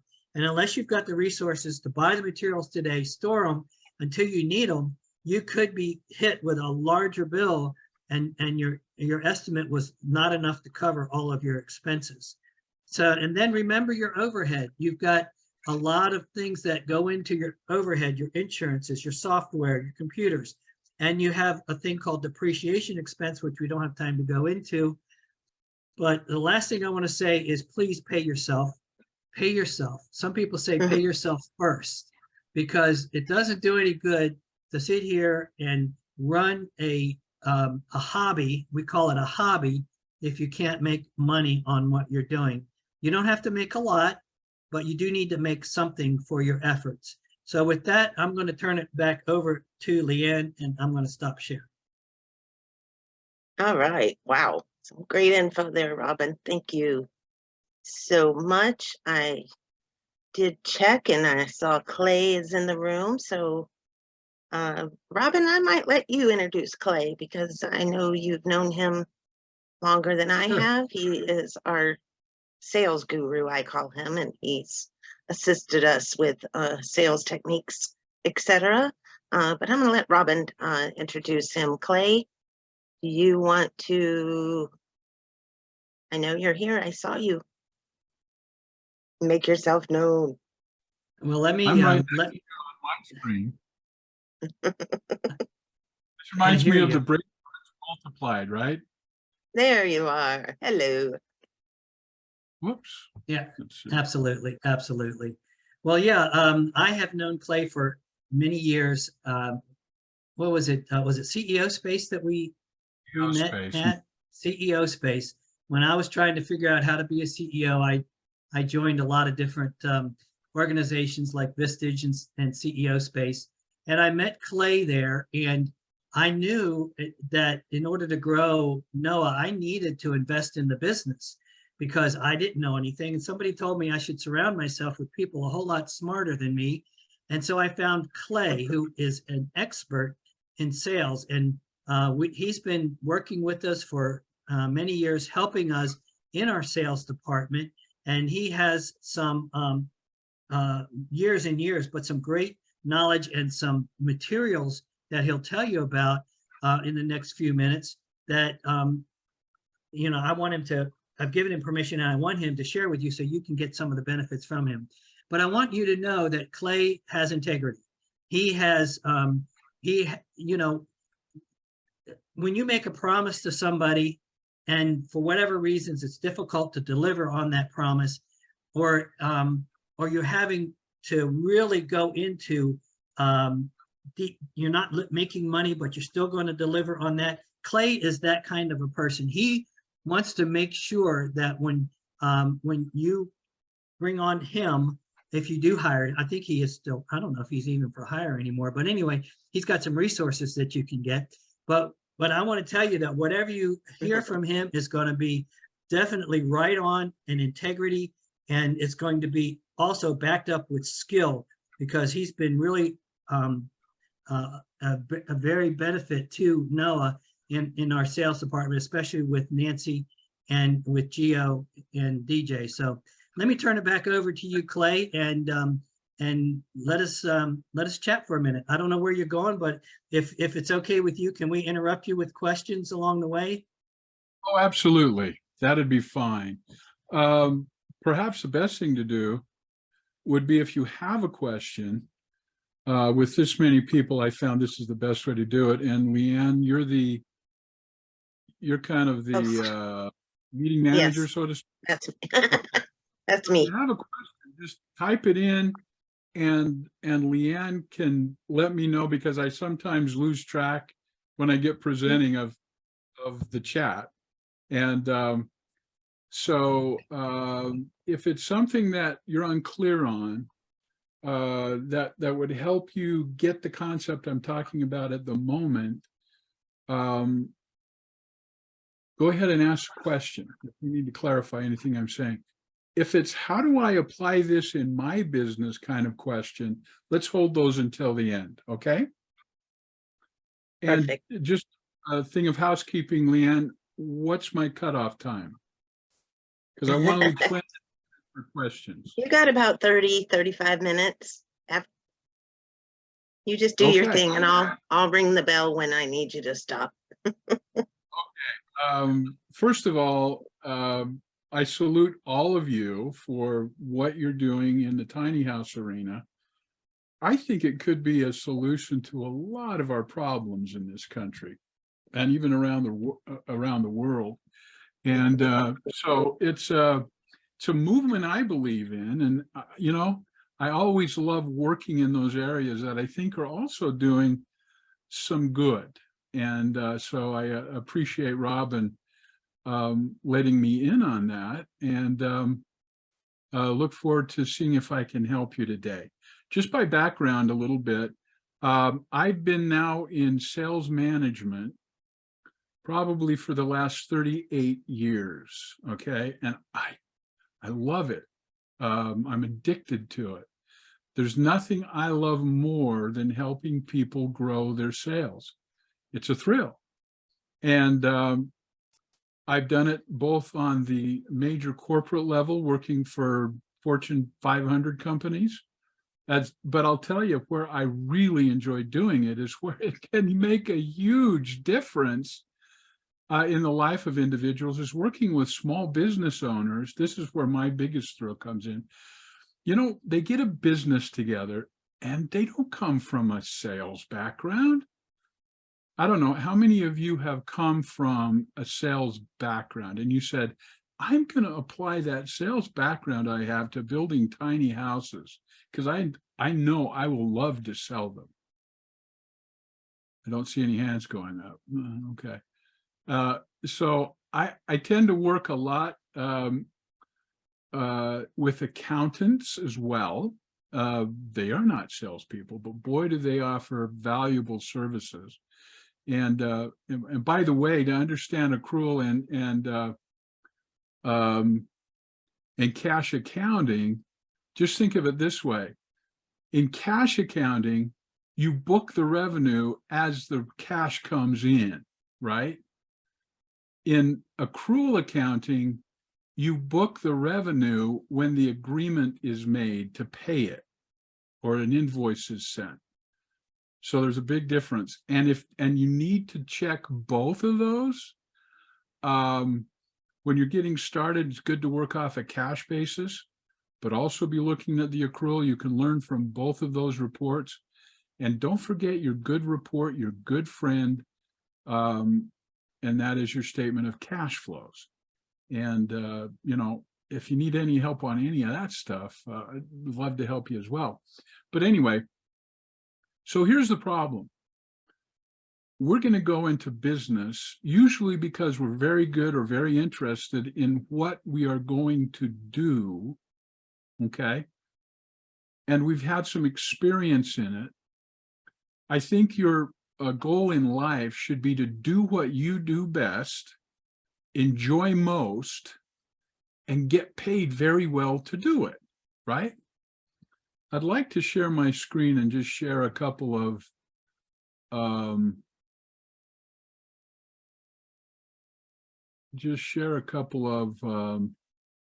slides here with you. And let me just bring this up. Okay, where's my screen share? Sorry about that. Oh, come on. It should be, if you hover down at the bottom of the Zoom screen, it should come up. It's a little green button right in the bottom. But it's not coming up. That's the thing. Bring your cursor down to the. Oh, there you go. I found it. Okay. So let me share my screen. And we'll share that. Okay, let's go ahead and get started. And let me do the thing. Okay. So when we have our business starting, you know, we're thinking, I'm going to build some tiny houses and I'm going to sell them. I can make a lot of money. I'll have more freedom, more money. Because I'm a business owner, I'll be more prestigious. Any of you kind of feel that way when you're getting started and looking at your business? Kind of cool feeling, you know? It's wonderful. But here's the reality, and I don't know how many of you feel this way. Okay? The reason for this is the reality. How many of you, and just, you know, the little raise the hand thing, how many of you have ever felt in your own business overworked and underpaid? Just anybody raising their hand? I can't see it. Oh, there's some going up, right? Well, how many of you would love to know the formula for making sure that you will always be overworked and underpaid? Hopefully to avoid it. But do you want to know the formula to make sure you are always overworked and underpaid? Here's the formula.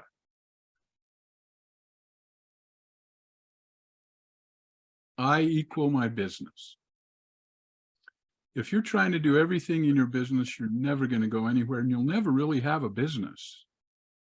My definition of a business is you have a business if you can take a month off, go to Hawaii, and get paid while you're in Hawaii and come back and the business hasn't missed a beat with you being gone. Then you have a business. Other than that, you're just self-employed. which means you don't work, you don't get paid.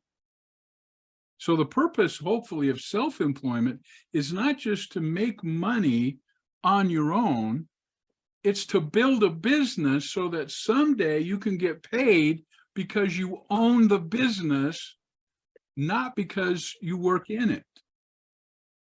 If that makes sense. Okay, so how do you do that? Well, if you look at how businesses are set up, you've got three main areas in each business. Now, most people who start a business, and this is, if you're familiar with any of Michael Gerber's writing, in terms of the E-Myth, he indicates that most people that start businesses come from the production side of things. They know how to do something, so they do it. Okay. And there's three areas in business that are really important. Number one, the sales and marketing. That's where you maximize your opportunity. That's where growth of your company comes in. You cannot grow a company without growing sales revenues. That's just where it's at. So that's where the growth is.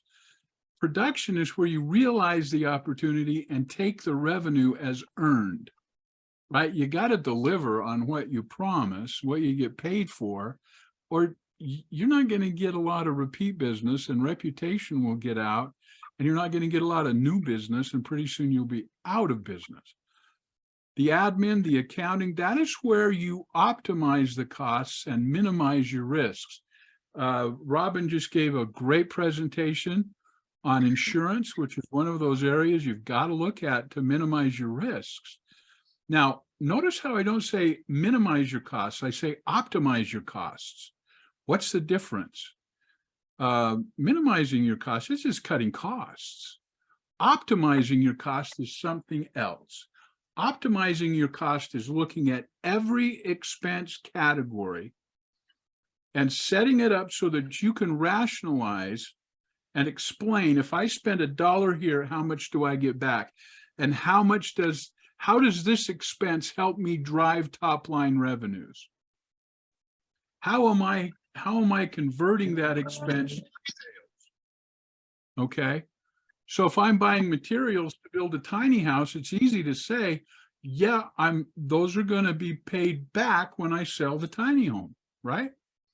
And so it might be a good investment. But do I want to pay the highest price? No, I want to optimize that. I don't want the lowest quality either, right? So I have to balance out between quality and price to make sure it's optimized, so that on the selling end, I can charge a little more and get maybe a better return with a little higher grade material that more than compensates for the increase in price for that quality over poor quality materials. You know, if I spend $1 over here, what's it going to pay me over here? If I were to break down business into one sentence, it's this. This is business. I spend money to make money. That's really what business is all about. So nobody I've ever met, or any business owner I've ever met, can be 100% in each one of these areas. And so if you want your business to grow, you need to be working toward getting 100% in all of these areas. So what are the phases we go through to do that? Well, I'll go over that in just a second, but we need more people than just us. We need these relationships to really help us fill in the blanks that we can't. Fill in our capacity gaps, our knowledge gaps, our money gaps, the things that we can't provide for the business that it needs to grow. Okay? So let's talk about business growth then. Number one, there are 3 constraints to growing your business that you need to overcome, and they're all sales related. Okay? This is why sales are so important. First of all, you'll never grow your business beyond your capability to generate qualified prospects profitably. Okay? Whether that means networking, first of all, you have to kind of determine, and you may not know this at this point, how many prospects do I need to sell a tiny home? Now, if some of you have sold several tiny homes, it's really easy. Just look back if you've kept records on how many people came in and looked at your tiny home, or where they came from, or how you advertised, or what brought them in. And how many of those people did it take to sell a tiny home? So it's just a matter of dividing the number of prospects that have come to you divided by the number of tiny homes you've sold. And that'll give you some idea of not only the number of leads you need, but how you might need to get them. The fewer you need, and we'll talk about this, the fewer you need, the more time you can spend in like networking and some other things. The more you need, the more you have to look at some of the other larger scale advertising opportunities that are out there. The second thing that is a constraint is once you have the lead flow coming in, you'll never grow beyond your ability to convert those qualified prospects into revenue. So the first one is about marketing. The second one is about sales. And the third one, you'll never grow beyond your ability to profitably fulfill the sales promise. That's about retention. Or perhaps in your case, it's about getting all the money in, repeat sales, referral sales, those kind of things. Okay? Any questions on that so far? So the 3 steps then is you want to look at being able to grow sales beyond you, the business owner. I really don't consider anybody having a business until you have at least one person that is focused on doing nothing but selling what is produced. Okay? If you are that salesperson, again, you don't work, no money comes in. And your business cannot be independent of you. Okay? So we look at increasing the sales skills, the habits, the attitudes of the owner, get him up to speed. It might not be his biggest strength, but as a business owner, you've got to at least be familiar with the concepts, the principles, the strategies of selling. Okay? You got to have a feel for how to do it yourself a little bit. Number 2, optimize the sales processes and platforms with the owner. You should own that as the business owner. You should own the marketing. And number 3, you duplicate the sales process with the right people and bring in others who are far better and far more, with far more aptitude and love of sales than you might have, that can do much better than you at selling. Okay? It's all about positioning and putting together something that fits in the marketplace that solves a client problem. And that's another thing to engineer over time as you experiment with what to say and how to say it and who to say it to and when to say it. All of those things come into play. So as you're self-employed, the first thing you'll look at doing then is pretty much like 100% production is you, but you need help in the areas that you're not geared for. So the best way to start is try to do the best you can, but if you're not good at marketing or admin, your business is going to be kind of like a dead body that is kind of attached to you that you have to drag around, right? So the phase 2 is when you get somebody in to advise you in these areas that you're weak. Robin brought me in because, I don't know for what about tiny homes. I could not build one. You know what I mean? But I sure know how to help him sell them. And so he brought me on in those areas. You see, we all have strengths, we all have weaknesses. And when you find people that can fill in the gaps that your business has, don't worry about their abilities to do the production or other areas, focus on the strength you need and find the right people with that to advise you. Phase 3, you bring in an employee in that area. Okay, now you're a small business manager. You're still 100% involved in the area that you're best at. But now let's say you hire somebody, an employee or a contractor, to handle the sales marketing, an employee or a contractor to handle the admin. You know, and one of the first things I'd outsource is get a good accountant. And if you need any help with that, I've got accountants all over the country I deal with who would be able to help you. And so your business is growing now. Notice how the role of the experts advisors are still there, but now you're converting their knowledge to the employees that you have, which brings us to the next level. As you grow the number of employees in those departments, you will find the time will come where you can turn over P&L, profit and loss, accountability to somebody who can run that department and own it as a stewardship. Okay, and notice how the advisors are still there, but now even more in the background as a support for those managers. And then finally, you can become an owner and CEO when you give up the area that you were focused on, that you know best. And now you've got people you can trust that have profit and loss responsibility, accountability to you over those 3 areas.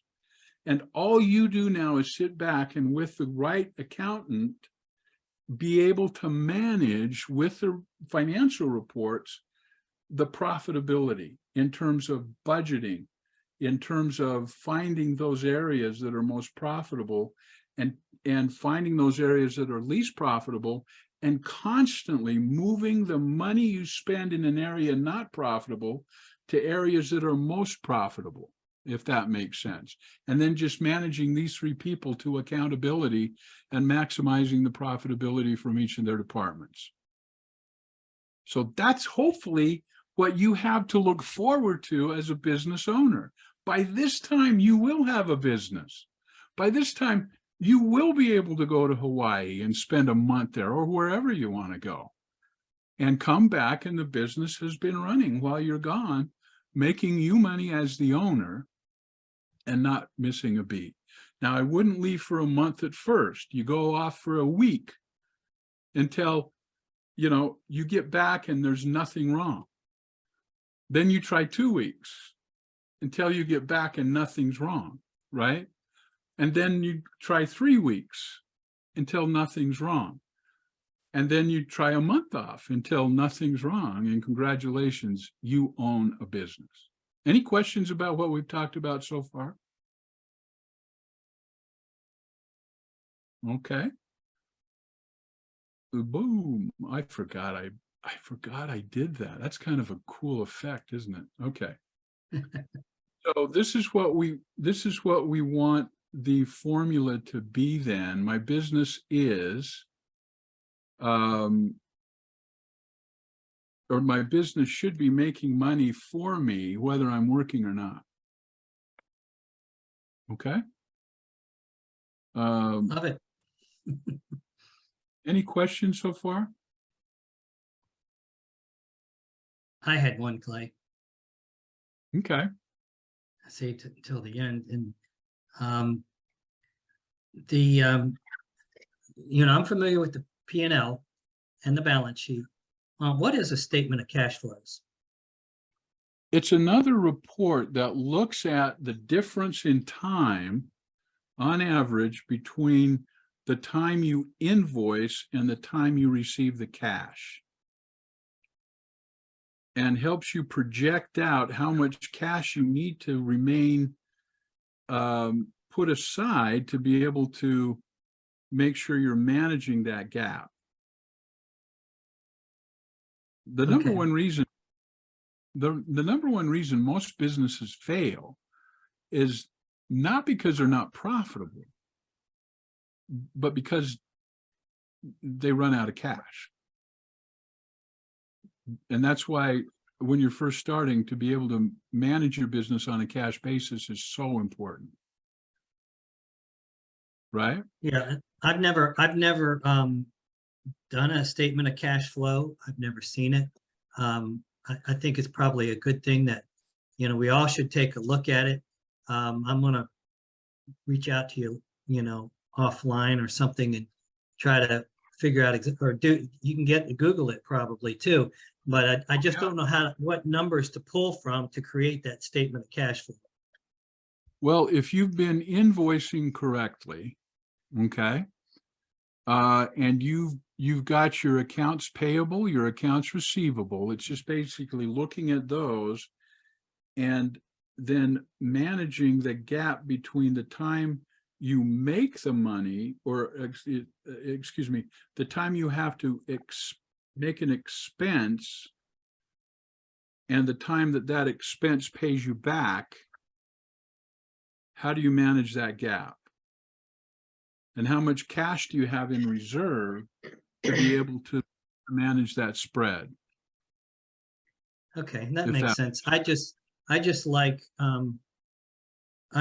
to have a business that I don't have a spread. I like to get paid first and then deliver later. I like to put accounts on 30-day pay accounts and you know. Those are all good. Now, do understand though that there is an argument for doing some business and making sure that you have, you know, how can you offer credit terms to increase the number of sales that you have? And by doing so, you can also build in a flow of payments that are coming in over and above new sales or new money that's coming into the business, and increase the number of sales you can make. So again, it's a matter of Do you have doing to it be on right. the accrual basis in order to do that? You can't do that on a cash basis? Well, Accounting? you know, when you say it's not an either or proposition, okay? Now, for tax purposes, you have to pick how you're reporting income and costs, okay? You can't do both on your tax return. And a good tax person would say, let's see what your tax position is on accrual. Let's see what your tax position is on cash. Right? Mm. And sometimes whichever works out better is the one you want to use as terms of tax preparation. Now, that being said, I don't know what accounting programs you're using. We kind of have a real sweet spot for QuickBooks Online because it is pretty easy. It is pretty universal. It does a lot for collaboration between you and your accountant without having to download and send files and all of that. But most small business accounting software has the ability to run both accrual and cash reports. And I'd be looking at both of those on a continuous basis. They'll tell you a little different things about how your business is doing. Okay, So you need great. to be, And yeah, thanks, Jonathan. Put in the chat, he said the standard report on QuickBooks, and we do use QuickBooks, so we should be able to do that. What is your feeling as far as using virtual assistants for admin or marketing? oh, I Christina has a love it. question. I love it. I've got 4 that I've hired from the Philippines that I absolutely love. They are lifesavers. They're sharp, they're smart, they're so respectful and so intuitive, and they take the initiative. I'm pitching myself because I have a hard time finding that level of character hiring in the United States. I hate to say that. But I'm paying like $1.6 an hour, $1.7 an hour. I think I gave one a raise to $8 an hour, and they're just as happy as they can be with that. Wow. And so, yeah, I highly recommend it. I use Upworks. I find the platform. They contract directly with Upwork, so you have some assurance that they've been screened, that they've been cleared. You have some recourse if they don't work out. And then Upworks bills you on a weekly basis and you just pay them. And I really enjoy it. I know Robin, we hired an appointment setter for him there. And, you know, they've been employing one for several months now. Yeah, we do like our virtual assistant there. But we do everything we do is remotely. So it's not that difficult. In fact, Jordan, who's handling all of this, is in Australia right now. So he is running all the IT stuff on this Zoom call. So, and he's sick. So thank you, Jordan, for doing that. Indeed. Well, right, I know we're out of time. I just wanted to bring in one more slide that I think is critical to help you understand really how this works, okay? Lead generation. The best source for leads from your people is your current and previous clients. They know what you've done. They know the quality of what you do the best. They're your best referral source, or even follow-on sales for them. But once you've got those taken care of, go to your warm market. Go to your family, your friends, your neighbors. Just let them know what you're doing. Talk to them about what they need. Ask them, you know, what kind of people they want to get in contact with, and see if you can create a referral partnership with them. But start to build your network that way, okay?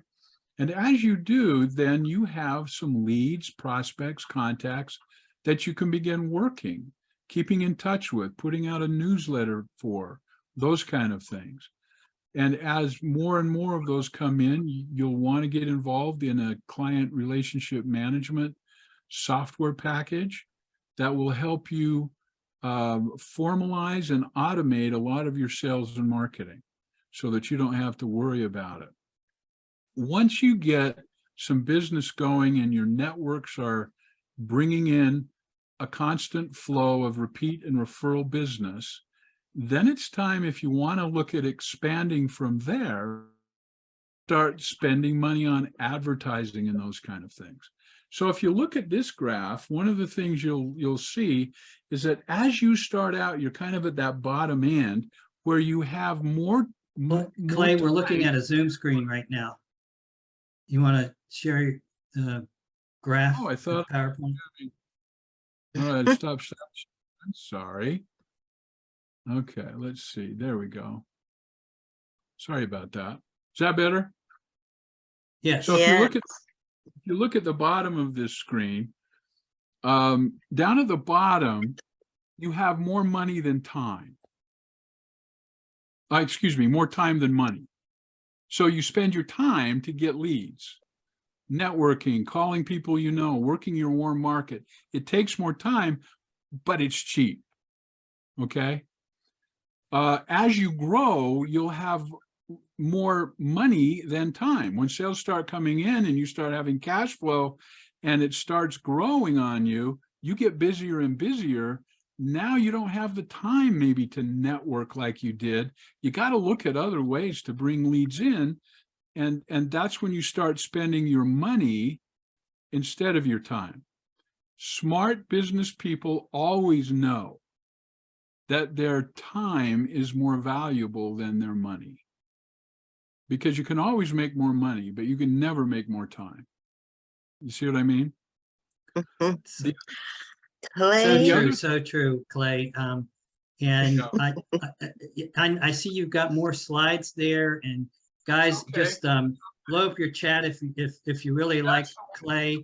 And what I will do with Clay is, you know, if you guys are liking this information, this is the type of stuff that we want to bring to the Tiny House Lovers Club. and this type of information to help you either in your business. But the Lovers Club is not just for business owners. It's for anybody that's interested in tiny houses and the movement. But what we're focusing on right now is tiny house builders. So yeah, Clay, we Yeah. really appreciate you, and I'll turn it back over to you, Leanne. Yeah, just one last sentence I'd like to put out is, if you're not building tiny homes to sell them, what's the point? If you can't, what's the point? Okay, that's it. I'm. Absolutely. Clay, don't leave. I was gonna tell you, please, if you would like to put your information in the chat for those that might be interested in getting in touch with you. Absolutely. You feel free to do so. And next we have Scott Banta, who was and you can stop screen share too. Scott Banta, who is a real estate developer here in Central Florida, specifically Volusia County. He is in the room. He was our guest along with Robin. They tag teamed each other every Wednesday since we started these talks in October, all about tiny house development. And I tell you what, it was quite an education. The first night I was just literally exhausted. After that, I got more used to it. It was lots of great info if you're interested at all, from beginning to end. I mean, it's from land to loans to just everything. So anyway, we got Scott in the room. You're with us, Scott, and Robin and Scott are gonna talk about tiny house neighborhood village development. Thank you. Hi, Scott. Scott, you're muted. Hello, thank you for having me back again. And I look Hey. forward to doing the finale here. Thank you so much for being here. We appreciate it. Well, Scott, we have, we're kind of doing rapid fire, and I don't know exactly how, Leanne will let us know how much time we have. But I wanted to, in the time that we have, just number one, tell us a little bit about, I know you're actually developing a 22 unit tiny house development. So tell us a little bit about what your background is, how long you've been in development, and a little bit about this particular one and where it is in the development stage. I've been basically permitting and developing projects in Central Florida, greater Orlando area.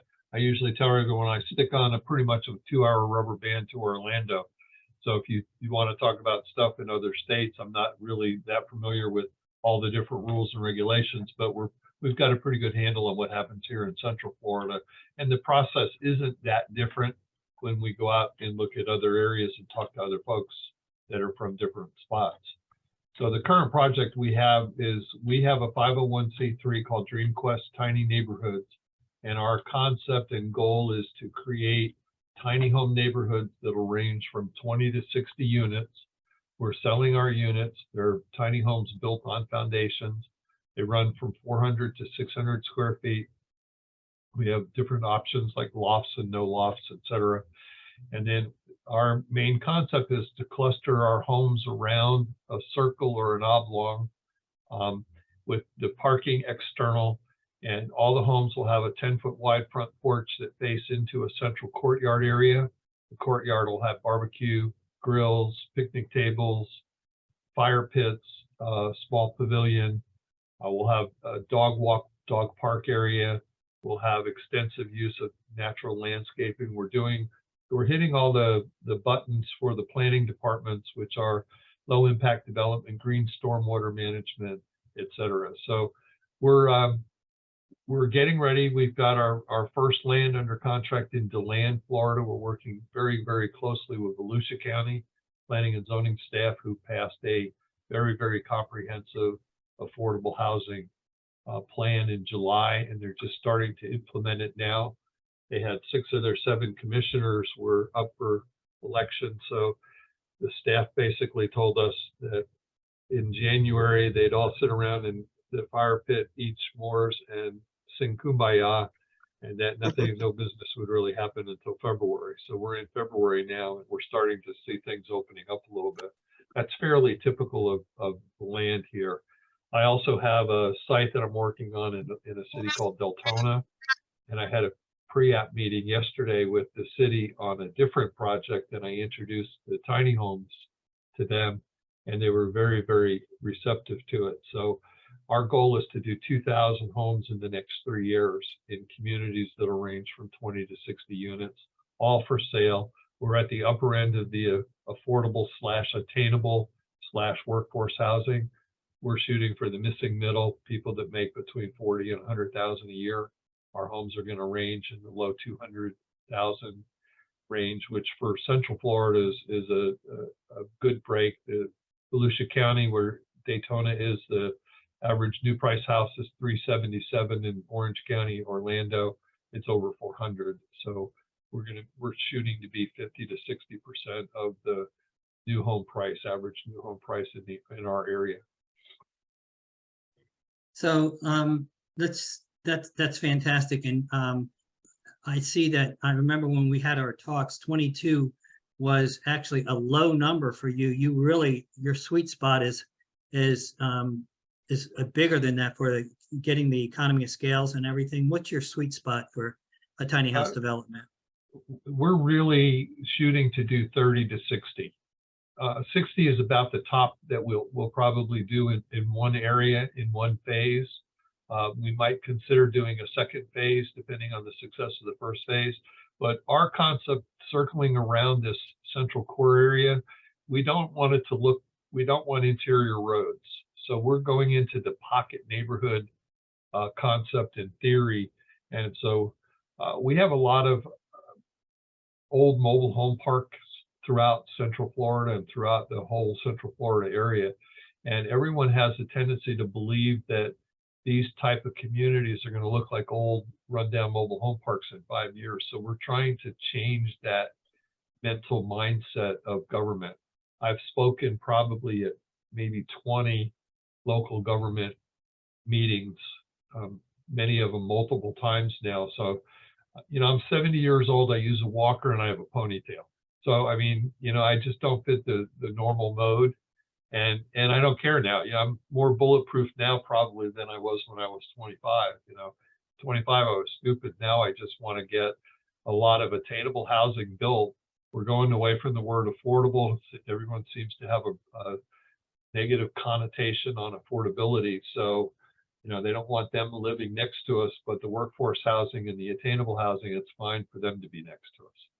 So we're kind of working on all of that with local government, and we're slowly but surely getting the local governments to buy into it.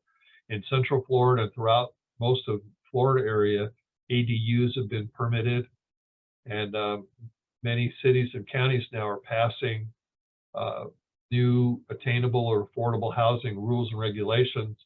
And so I just sent this morning to the city of Deltona the Volusia County plan, which they hadn't even seen. And I said, rather than, you know, create your new one, just take this one and edit it to what you want to see. Because our whole goal is to educate Florida and then ultimately the nation on the benefits of tiny living. That's a great goal. That's a great purpose. And a lot of people on the call can get behind that reason to be too, Scott. We appreciate that. And so can you tell us just a little bit about the difference between your subdivision and your buddy in Texas that's doing a tiny house subdivision? So what Frank's doing is more of an RV type village. So he has normal interior streets. He will have tiny homes in the community, but he'll also have RVs. So he's just doing kind of a blend there. And so it's fine. I think it's great because they're in the low hill country out in Texas. And I believe he's going to be very successful. They have a lot of amenities on site. They have a restaurant and they have a lot of other features. They're going to have some golf, etc. So his whole program is a little bit different than ours. I'm also working with a fella out of a town north of Daytona Beach, and he wants to do tiny homes for people that make 30% or less of median income. our median income in Volusia County is about 54,000. So you can figure out 30% of that is, you know, call it 20 just to make the math easy. And then so 20,000, when you take 30% of that, you know, that's 6,000 a year that you can pay for your housing on the 30% rule. And so, you know, his whole program is going to need a lot of subsidy and probably a lot of government help. So we're helping him, and he has a nonprofit too. We're also kind of working with another group that's called the Sharing Center here in Longwood that is doing, we're getting ready to help them do an 80-unit apartment complex. Another fellow of mine and myself has, you know, we're the kind of the real estate arm of the, what I call the social services nonprofits. There's a lot of nonprofits out there that are extremely good. Like the Sharing Center does a tremendous amount for the homeless in Seminole County, but they don't know anything about real estate. I know a lot about real estate, but I'm not really good working with homeless people. So we're kind of trying to blend that. And I think we're going to see a lot of that in the future. And a lot of I'm working with a group outside of Roanoke, Virginia, another outside of Greenville, South Carolina, and my buddy in Texas. And we're kind of working on how to go ahead and get local government to say that the tiny houses is a great idea. The Orlando Business Journal ran an article in December a year ago, and they said in the 4-county MSA for Orlando, which includes Orange, Osceola, Seminole, and Lake counties, there was a need right then, a year and a half ago, for 192,000. That's 192, 000, 192,000 units of affordable housing in Central Florida, just in those 4 counties, not including anything else. The other thing most people don't realize that if you're going to be doing this as a developer, it would be good to have some local factoid information. So we had a webinar that came through the Volusia County sponsor. The Florida Chamber guy who ran all the demographics for the Chamber of Commerce said that throughout Central Florida, there's an average of 11 to 13% of the population is under the poverty level. So Seminole County has a little over 500,000 people, and you take 13% of that, 65,000 people. So we have an affluent county here, and the people don't realize that 65,000 residents in Seminole County are below the poverty level.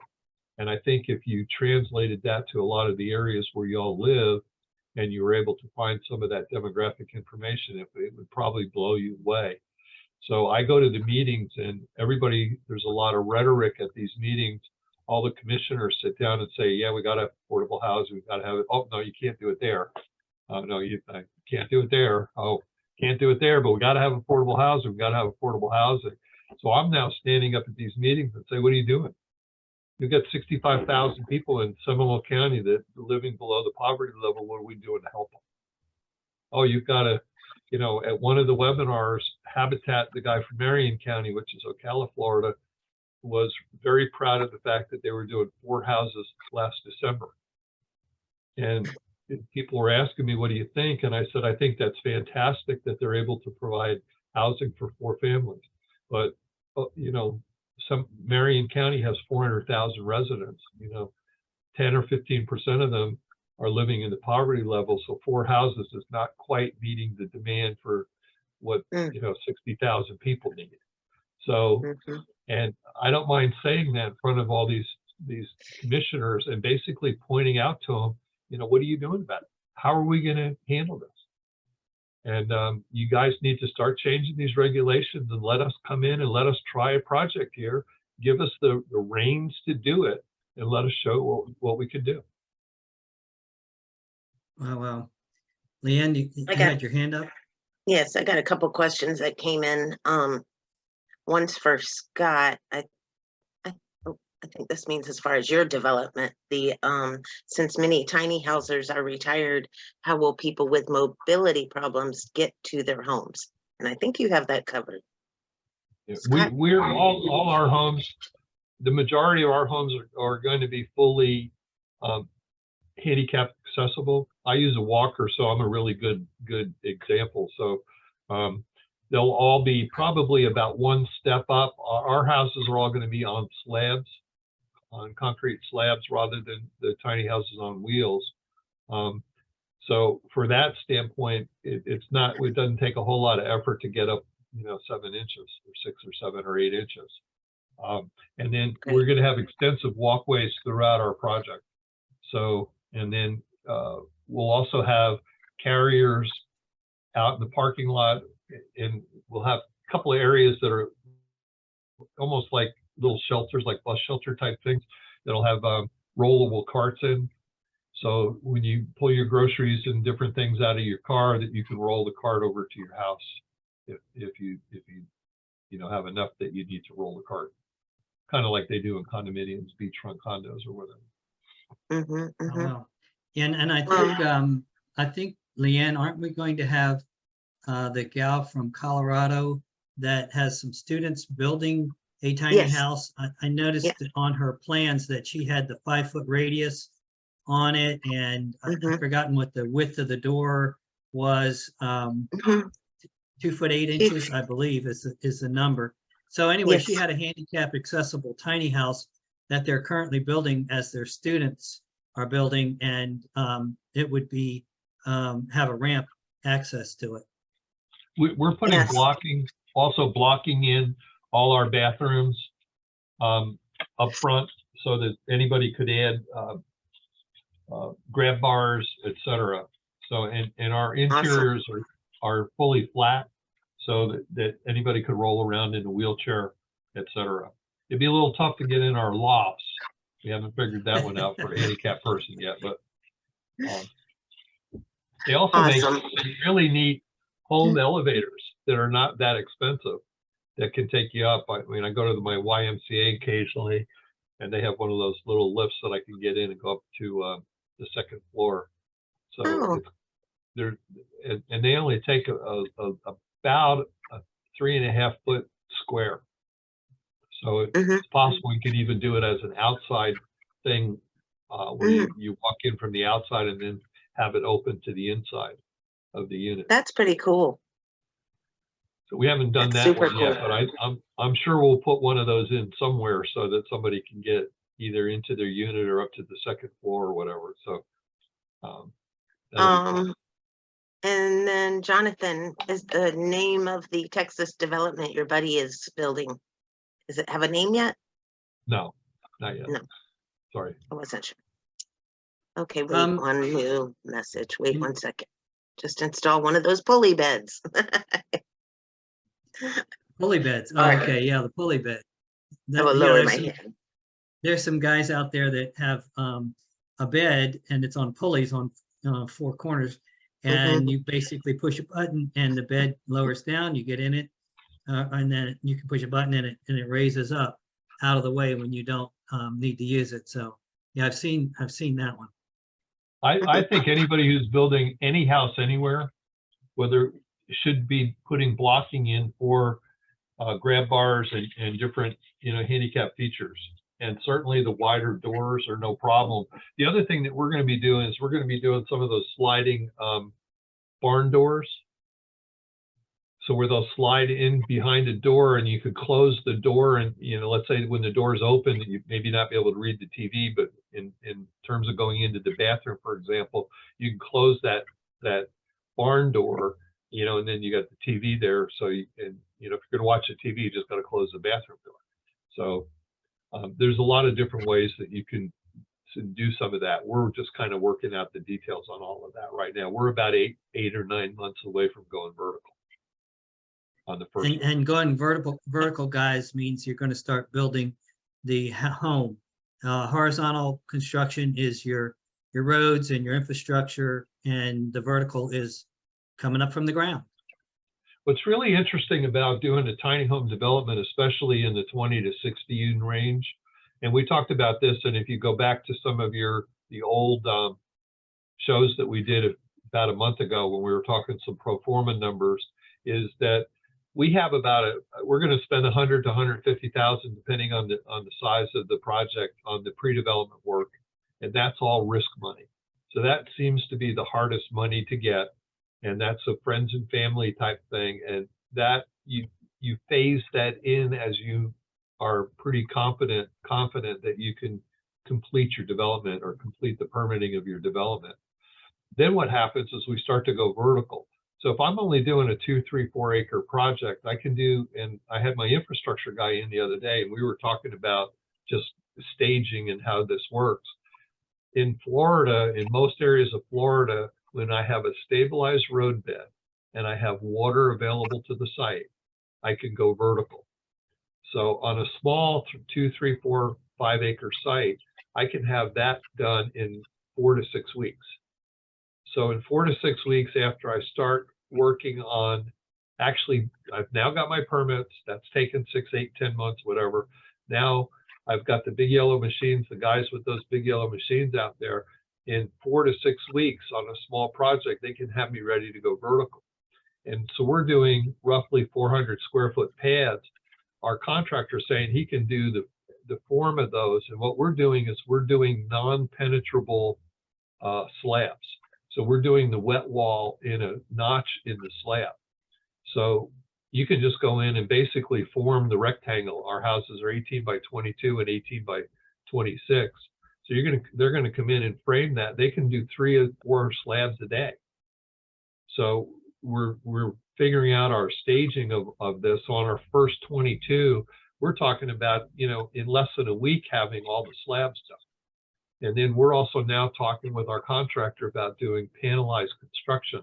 So we're probably going to do the first ones out of stick-built wood frame, but we're talking about panelize that. I don't want to move it ultimately to a metal frame because it's just the pure numbers. I believe I can make a metal frame manufacturing company work.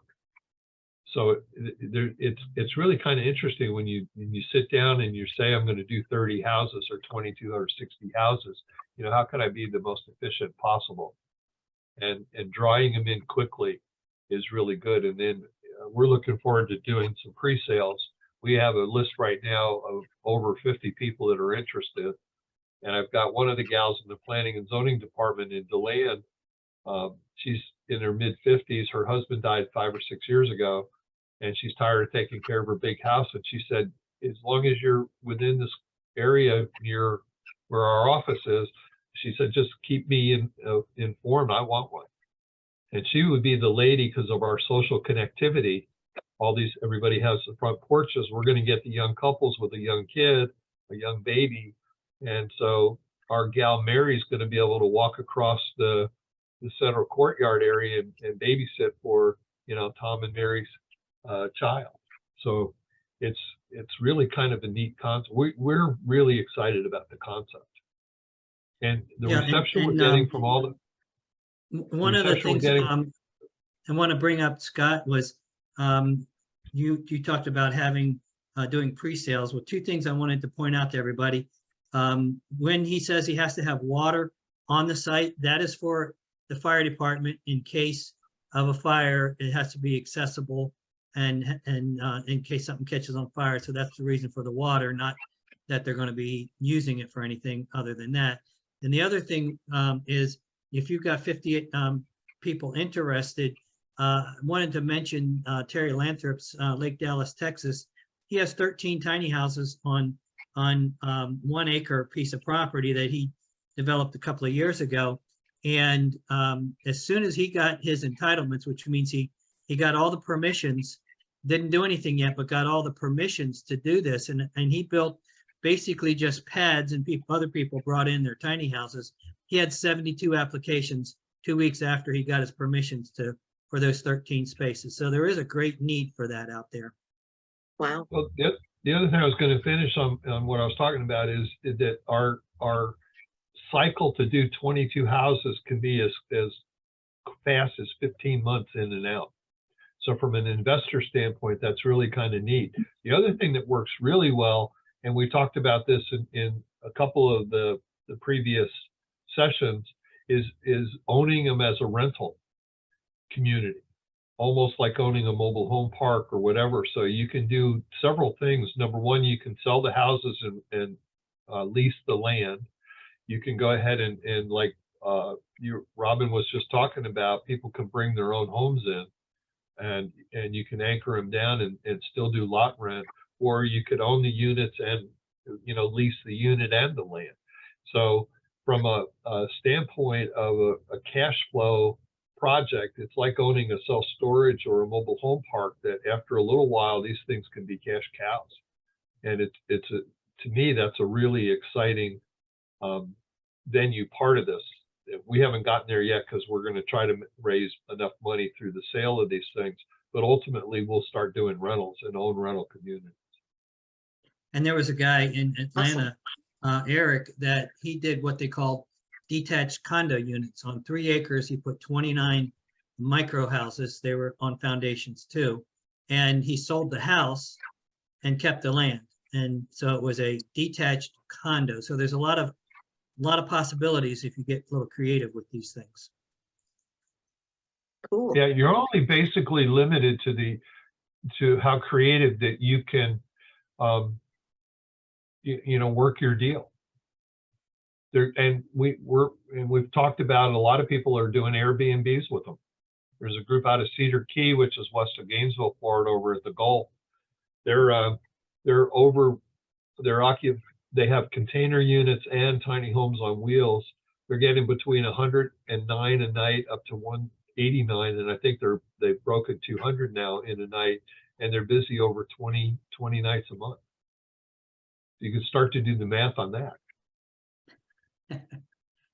Yeah, Airbnb is a little more management focused, but you know, the return on investment is certainly huge. And once you get something like over there at Cedar Key, Jeremy can hire somebody to manage those properties, and he doesn't have to do that himself. So yeah, that's a great point, Scott.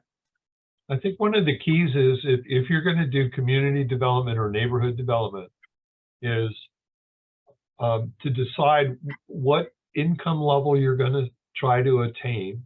Where are you going to be? Are you going to be at the very low end of are you going to be moderate income, or like us, we're going to upper limits?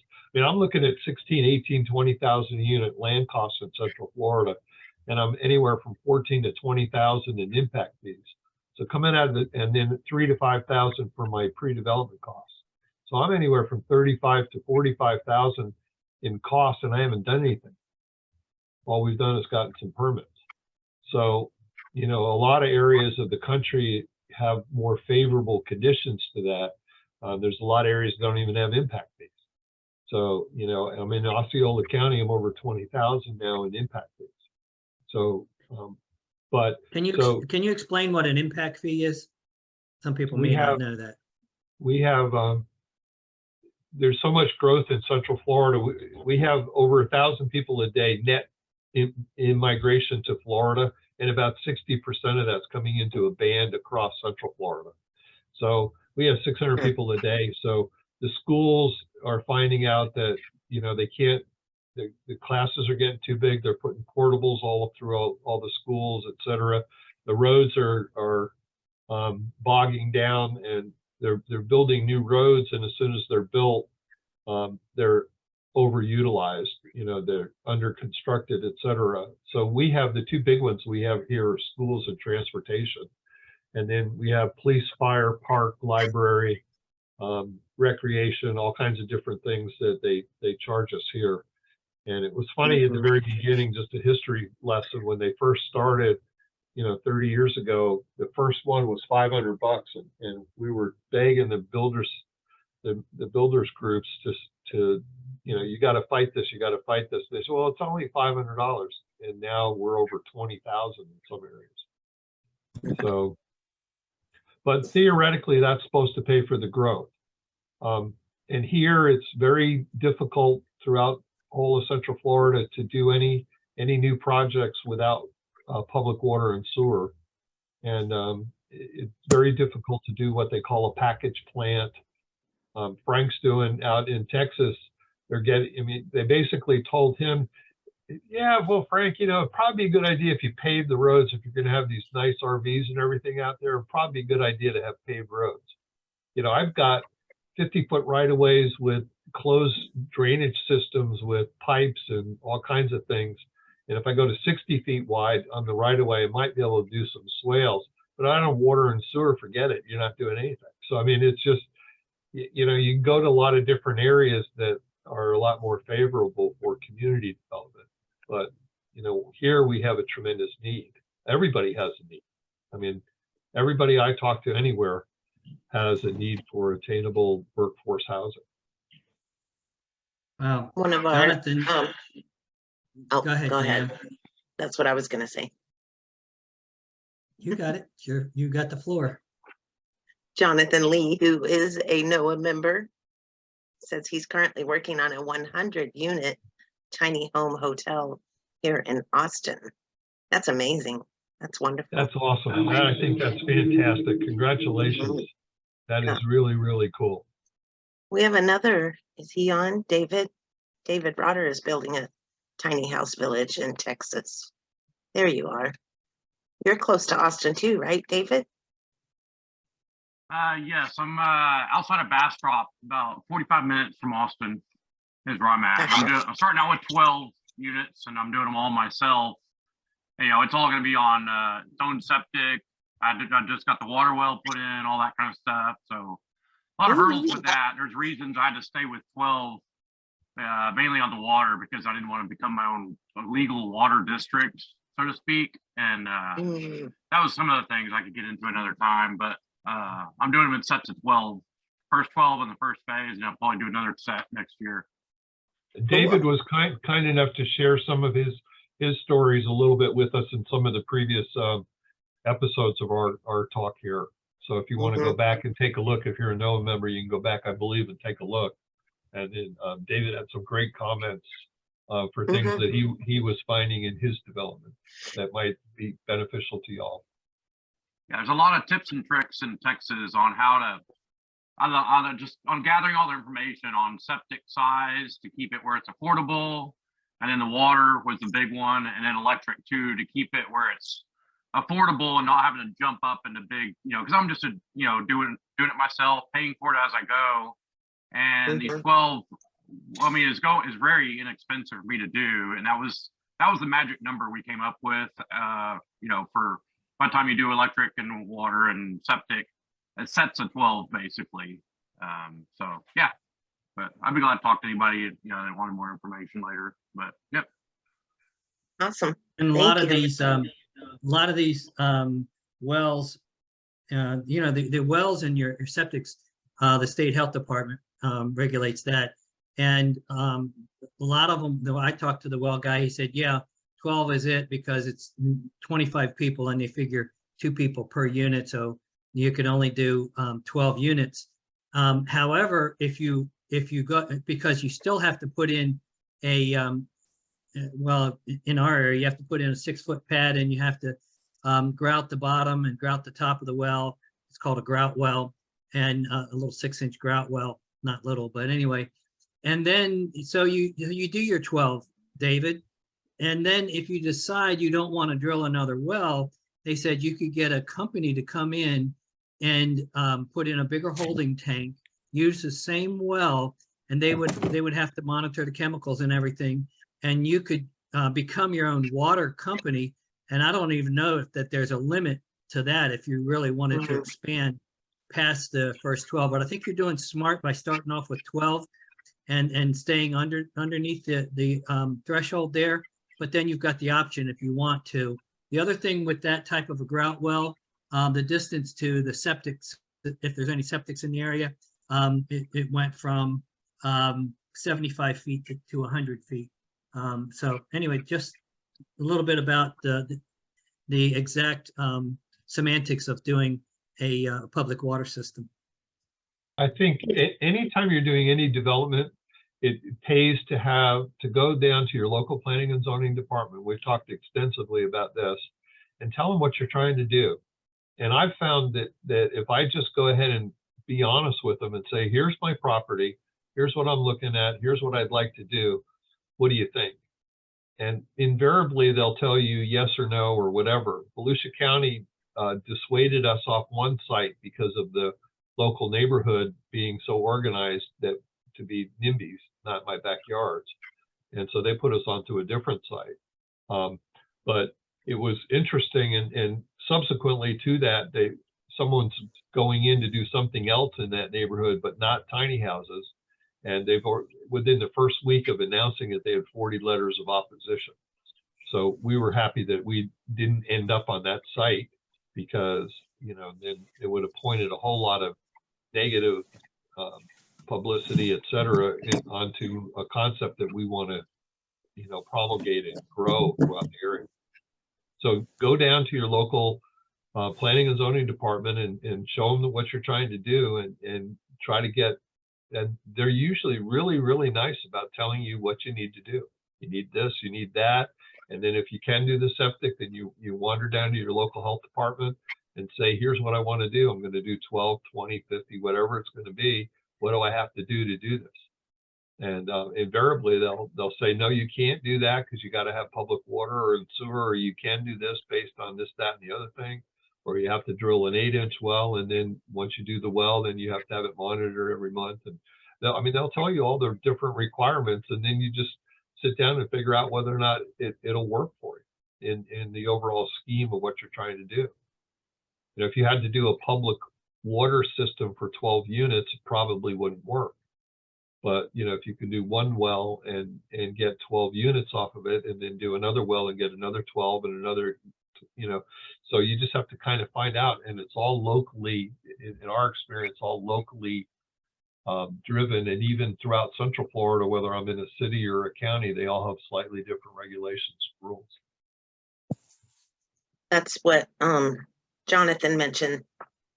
Due to the gallons per day of waste, he will actually have to build a wastewater treatment plant for the tiny home hotel. He also asked about financing, Scott. The bank that we work with, Liberty, he doesn't qualify with them because he hasn't been building tiny homes for at least 3 years. And I know that we covered that in a lot of our sessions. Would you have any advice you could give him? We're out right now for financing. We hired an attorney group out of St. Augustine that specializes in syndications. So we paid their fees and went ahead and we have done a private placement, and we just got the paperwork in last week, actually. And so we could theoretically legally raise money now. We have a 501c3, but we're doing each individual development. We're creating a $700,000 fund to do the first 3 for the entitlements. Once we have property entitled, we will sell it to a new corporation that will be the actual building, the vertical. And those we're going for $3 million. I sat down actually 2 days ago with a fella who's heavily involved with financing with family offices. And he told me, he said, I would recommend that you go for 10 million instead of 3 million for the build fund, because he said it's the same amount of work to do 3 million as 10 million. And he said, you'll have a lot more people that will play with you at 10 million than you will right now at 3 million.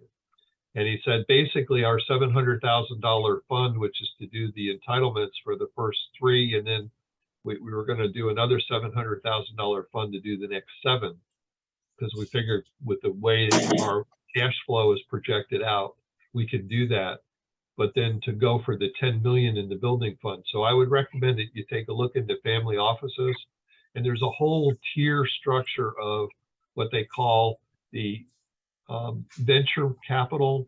The venture capitalists typically will do 50% of their deals fail, 10% of them are home runs, and then about 20% of them return 20 to 30%. So what they're shooting for is the home run. In our particular arrangement, we're not doing anything to create anybody, give them a home run. You know, we may have a very successful little development, but what they're talking about with the venture funds is coming in and, you know, developing the software that all of a sudden becomes the medical software for the world. And now you sell 5 billion of them, or the iPhone or whatever. So that's what the venture capital is looking for.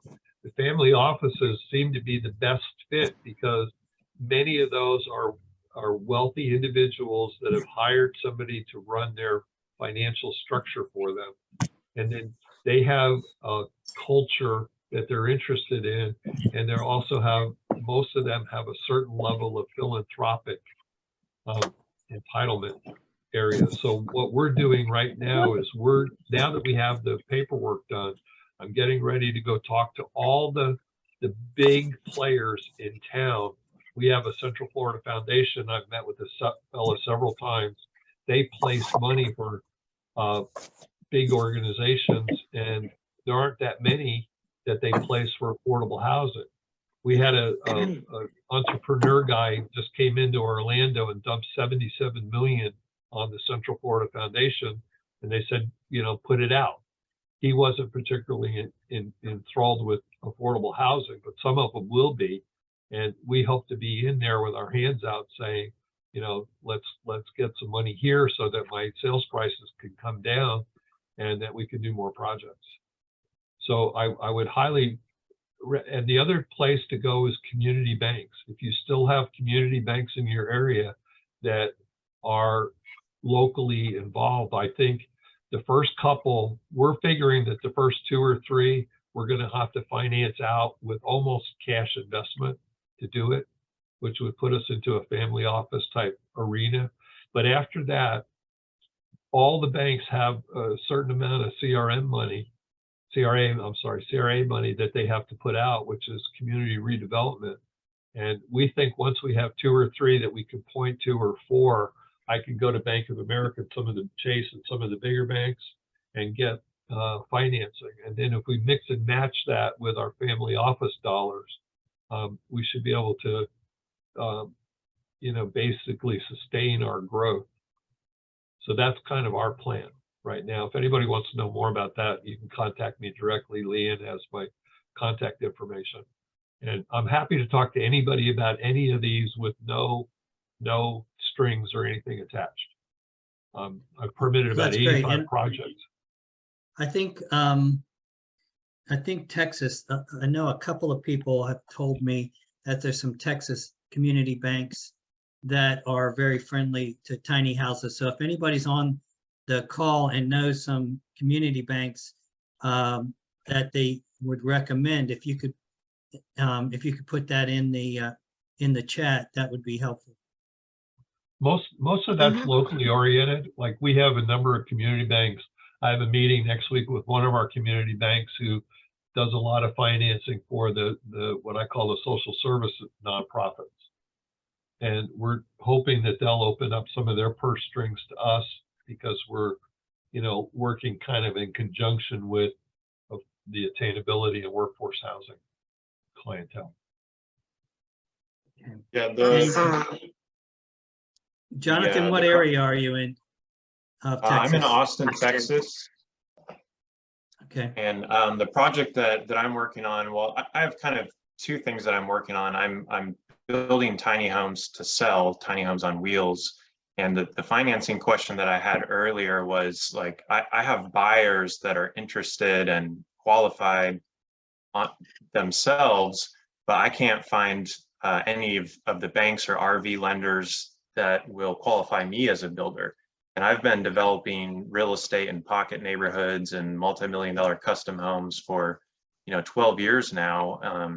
And, I've had master closets that are bigger than some of the tiny homes that we're building. But I can't get a bank to approve me because all of them are saying that, well, Liberty was telling me that they have to have, I have to have been building tiny homes specifically for at least 3 years. And then some of the other banks are saying that I have to have like an RV dealer's license. And so I'm just trying to find someone that can finance my customers. And then the other piece I'm working on is the tiny home hotel. So I've assembled a 20-acre tract right near the Tesla manufacturing plant here in East Austin. And originally it was going to be an RV park, but then I decided to start building tiny homes. So we're actually going to be buying tiny homes from one company to put on the land and then do short-term rentals on. And so we're in the process right now of trying to trying to get some kind of financing, like ideally some sort of, you know, SBA loan or debt or something to basically purchase additional tiny homes. We already have one that's fully built that we can begin leasing out next month. I think what you need to do, and this is just kind of me gobbling here because we're into that arena right now, is to find a community bank that may work with you, but there's a group called familyoffices.com. So you can go in there and kind of listen to some of their webinars, et cetera.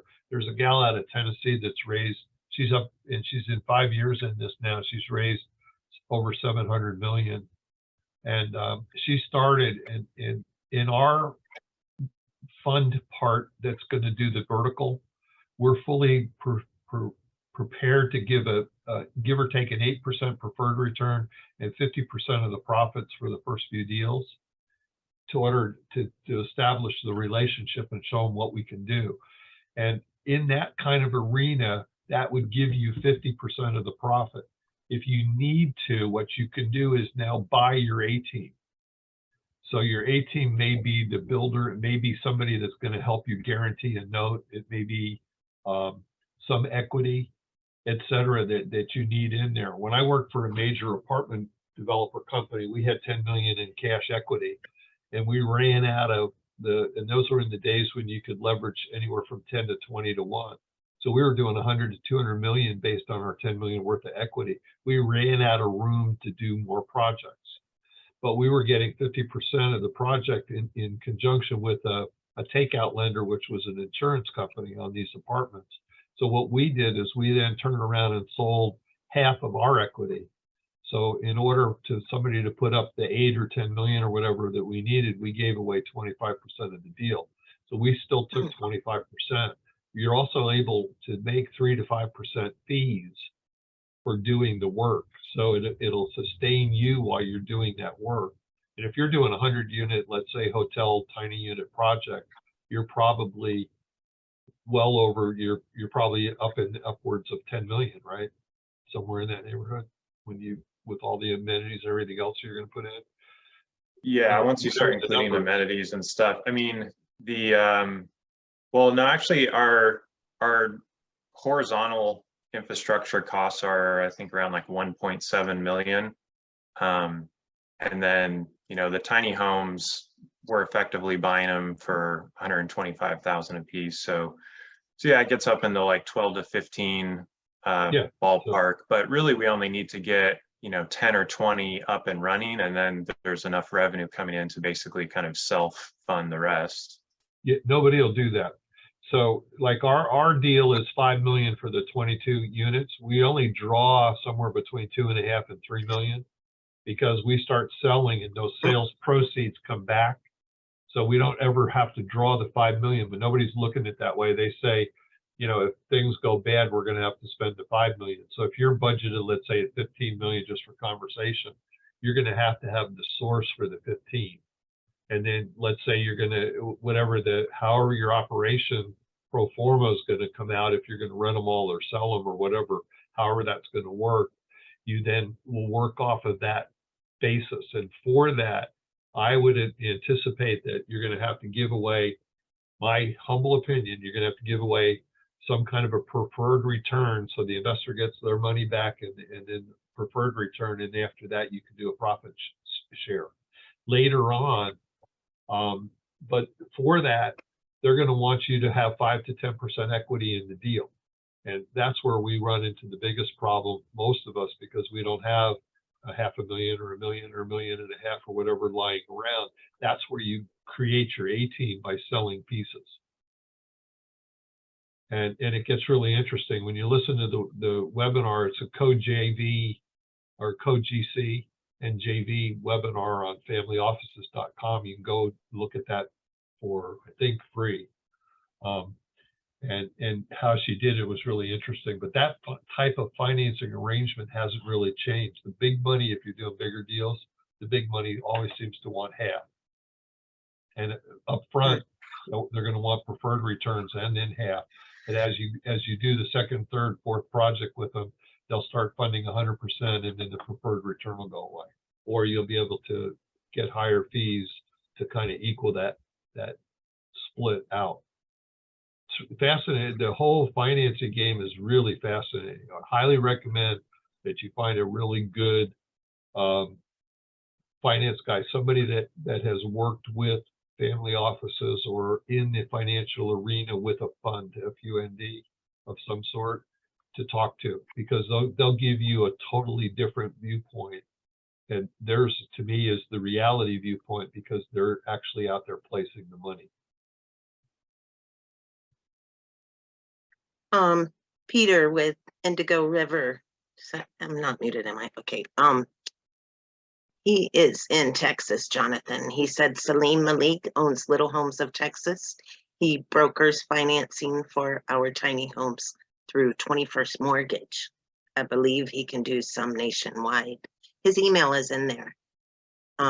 So also, thank you, Scott, so much for spending some time with us. We're gonna start the recording of Kendall Phillips with Liberty Bank in just a couple minutes. I gotta queue it up and get it ready. But I want to show you guys, you can save this chat. If you go down to the very bottom, there's 3 dots at the very bottom. It says save chat, and it will, as soon as we end our session here today, it will automatically be saved into your documents. So then you'll have Jennifer Levini's link for her book. You will have Clay, I saw shared his information, and I shared Scott's email address. So just a little tip there for you in case you didn't know. You might know. So with that, Robin, did you have anything else you wanted to? We gotta move it along here if we're gonna finish by 6. Yeah, I no, know. I'd say go. We're flexible, I know. Right. Yeah, no, it's good stuff. Scott, are you pretty well? Can you give us a couple of websites where, if people are looking for land to build developments, that you could recommend? There's a group called totalcommercial.com, land.com, Landwatch, loopnet.com. If you just Google land, there's a million sites that'll come up for you. Of course, there's MLS. If you are not a member of the Board of Realtors, you can, everybody seems to know somebody that's a real estate broker. You can tell them what your criteria is. We've done a criteria sheet, and what we need is, and y'all this will be fast, is we need to be close to a bus line. We could be a block or 2 off of it, but we need to be close to it. So we need to be on fairly main road. We need water, city water and sewer, county water and sewer, and then preferably a multifamily type zoning. Although Florida has a rule and a law that allows local government to go around that, but they're just starting to learn how to do that, and we're helping them figure that out. But there's the whole little list of criteria, but again, it's going to depend on what you want to do. So you need to figure out what it is that you're doing. We're doing for sale product on foundations. We can get about 10 units to the acre. So my goal is to find land that's 150,000 or less per acre usable, that's close to the bus line and it's got utilities available and can be zoned for the project. Very good. Thank you, Scott. We appreciate it. And you guys, we have a total course that it is probably at least 10 hours long, and maybe even a little bit longer, on starting from scratch to completion on tiny house communities, tiny house developments. Of course, that's included in your Tiny House Lovers Club if you get involved with that.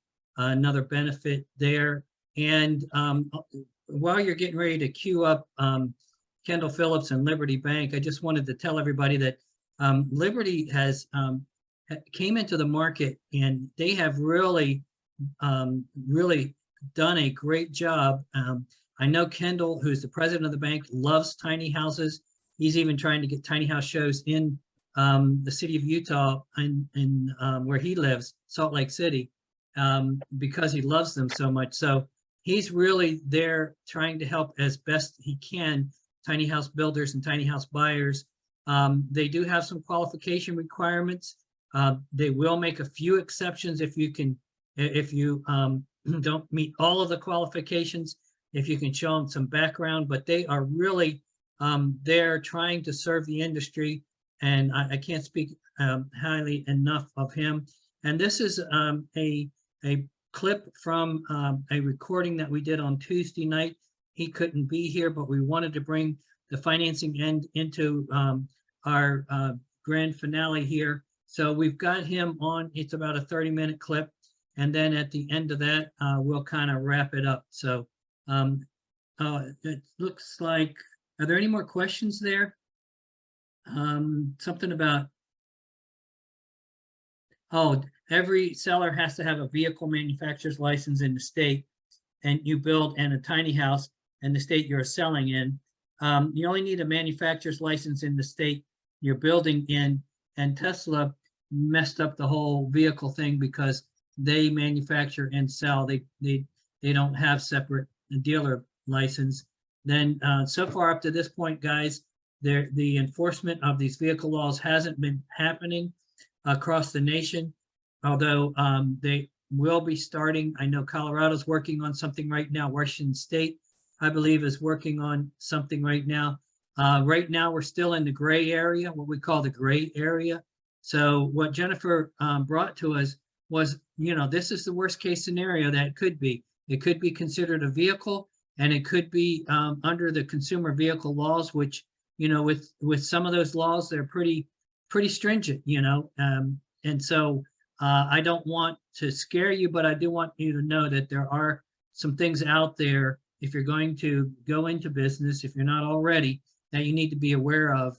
And some states are different than other states. So getting that information is probably really beneficial to you if you're going to be going in that. And so now, but what we're pushing for the ASTM side of things and other areas, we're trying to get the tiny house world from a vehicle to a vehicle house.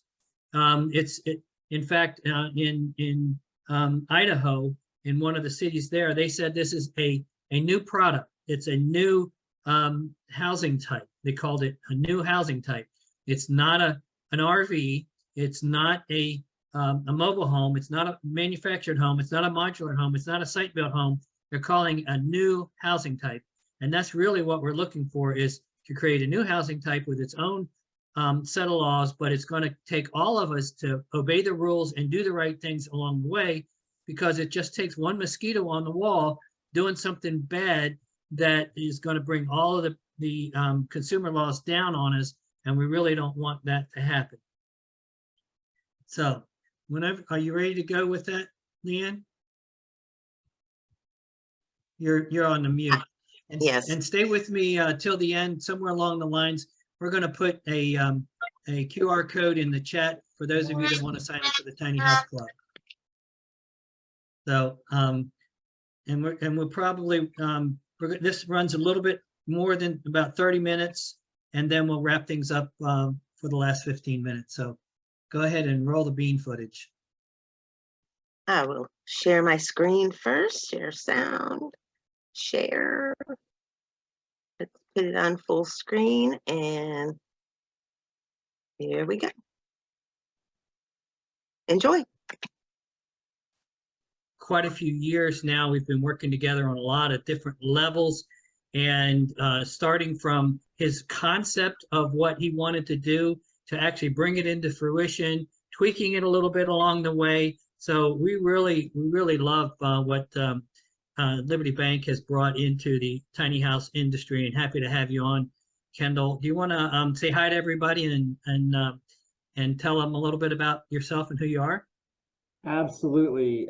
Thank you very much, Robin and Leanne, for the invite on this. I very much appreciate that. I've actually invited Carolyn Smith. She should be joining us. She's having a little bit of technical difficulty, so she should be joining us shortly, and she's trying to get in. But I've been involved with tiny homes since 2015. I'm the president CEO of Liberty Bank. I was introduced to tiny homes by mistake, actually, and I really fell in love with it. when Robin asked me if I could to talk this week and to do our continuing to be a challenge, affordable, obtainable. The final placement spot is a challenge, qualified, interested buyers. And then it's just the normal, effective, profitable execution from the sales agreement to completion to completing it on time. And that's a really small, tiny home. So hope you guys enjoy that. The prime rate is at 7 3/4. In 2022, we had 7 increases, total of 425 basis points. 2023, we've had 1 increase. CPI was announced today. It was an increase of 0.5 up to 6.4. It's dropped down since August of 2022. Our prime rate will probably increase again in March. The Fed meets in the 21st, 22nd of March, so you'll probably see the prime rate go up another 0.25%. I think we're to the point where it's going to be coming down, and that's my personal opinion. So jobs numbers were up in January, which was a very positive thing for the economy. So we'll continue to watch what's going on with the interest rate, but obviously that affects everyone's affordability in a lot of different areas. And Leanne, if you have any questions along the way, feel free to interrupt me, okay? Yes, sir. Thank you so much. The types of loans, first of all, there's types of loans and there's types of institutions. Different terms, 5, 7, 10, 15, 23 years. That's quite an array. And obviously, every situation and every person is going to be different. Do you see most of your loans falling into one particular area a number of years as opposed to any of the others? What's your most popular one? So it's really risk and return in regards to from the underwriting perspective and the pricing, as well as from the borrower's capability of qualifying. So a 5-year loan, you're going to see a higher monthly payment versus a 15-year loan. So the shorter the duration, the higher the payment is. And so there's an advantage of going with a shorter term rate, a shorter term loan. It's cheaper versus the longer term. So, sorry? No, that was Leanne's phone. I'm sorry. I unmuted myself because I do have a question. Yeah, no. Right. Well, let's finish up on this one here first, Leanne. So I guess what I'm trying to say is, yeah, the 5-year loan is gets paid off quicker. You're done, and that kind of a thing. So I didn't know whether there were a lot more of those, or if the 23-year term is what a lot of them are happening, or if there's a more popular one. And really, it's not up to them to choose. I mean, they could.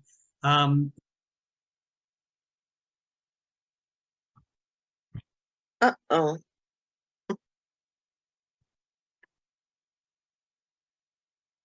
I didn't know why I did that. Jordan. I guess I'll go, you know what? I could go to the YouTube.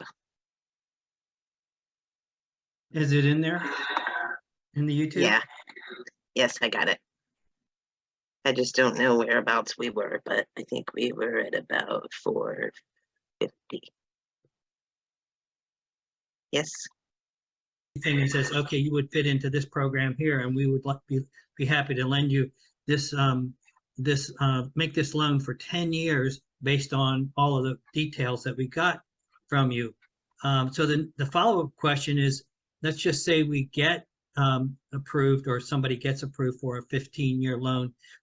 So what is the process to pre-qualify a client? And we're looking, and this is where this gets into Carolyn's expertise. Carolyn, are you there? I am. Can you see me? I can. I'm gonna let you take the slide and I'll let you take it from here because I really think some of the questions that you can address will be really beneficial. So. Absolutely. I'm happy to.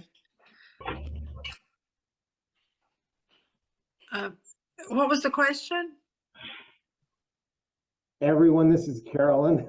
And I don't think there was a question, but I think the question is, what is the process to pre-qualify a client? And that's absolutely the screen that we have.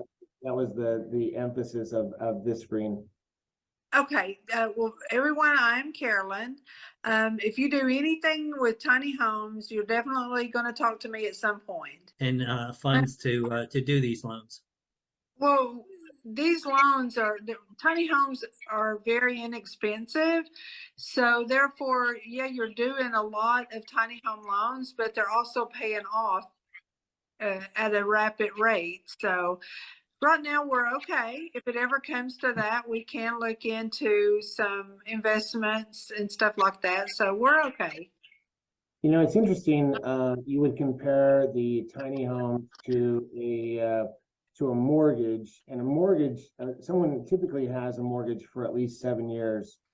We're not seeing that in the tiny home space. They're paying off sooner than 7 years, but at the same time, there's no prepayment penalty, and there's all kinds of flexibility, obviously, with it being a title loan.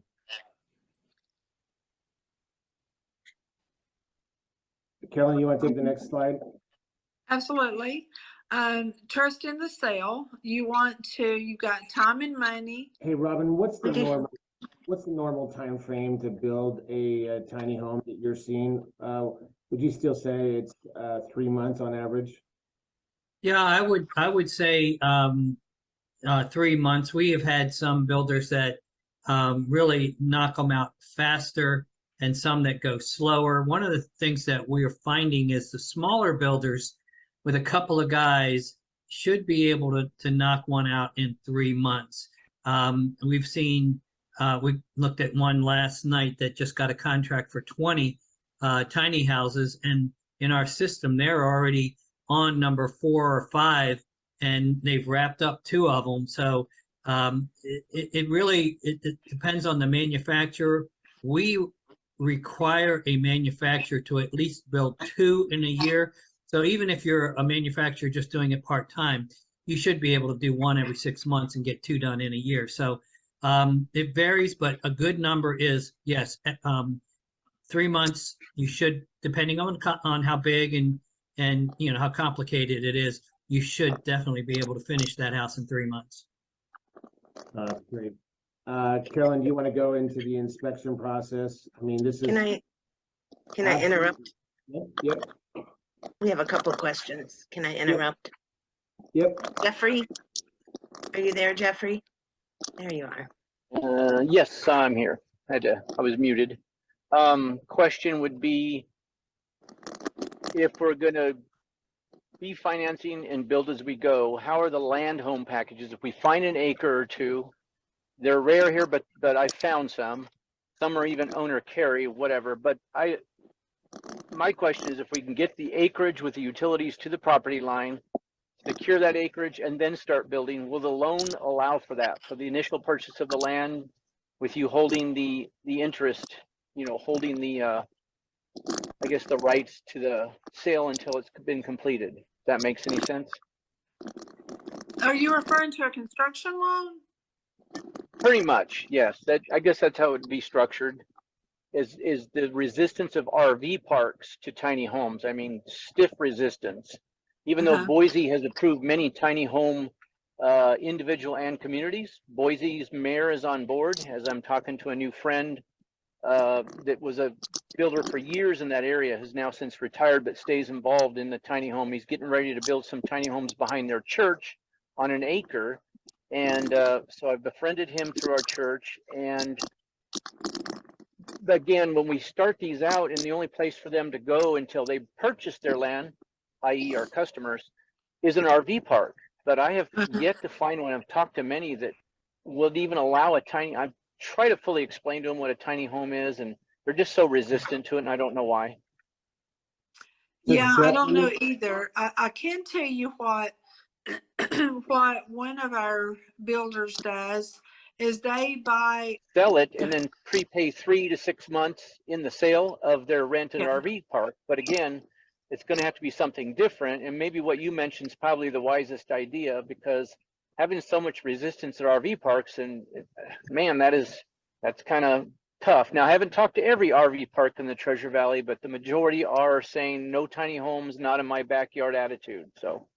Gotcha. Which is the way they used to do mobile homes. That was the way they used to do mobile homes. Right, and very few mobile home parks have an RV license. Here, you have to be zoned as a mobile home park. You have to have a dual zoning. One's RV park / building the tiny home versus renting the land. Right, because I'm not sure there are ADU requirements here. I know many places are approving those, and it could be considered an ADU in many places in California and the state of Maine. But here I have to check into that. And so I've just now got in with this gentleman, and he is very good friends with the mayor of Boise. So I'm in the beginning stages of finding more out that I can find out, and I'll share with you on Zooms as I gather intel and info. I'll share it with you all. So at the very beginning of the presentation, we had financing THOW, and THOW is Tiny Homes on Wheels.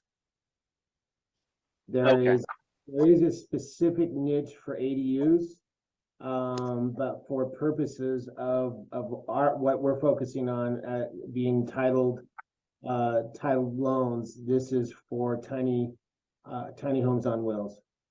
Right.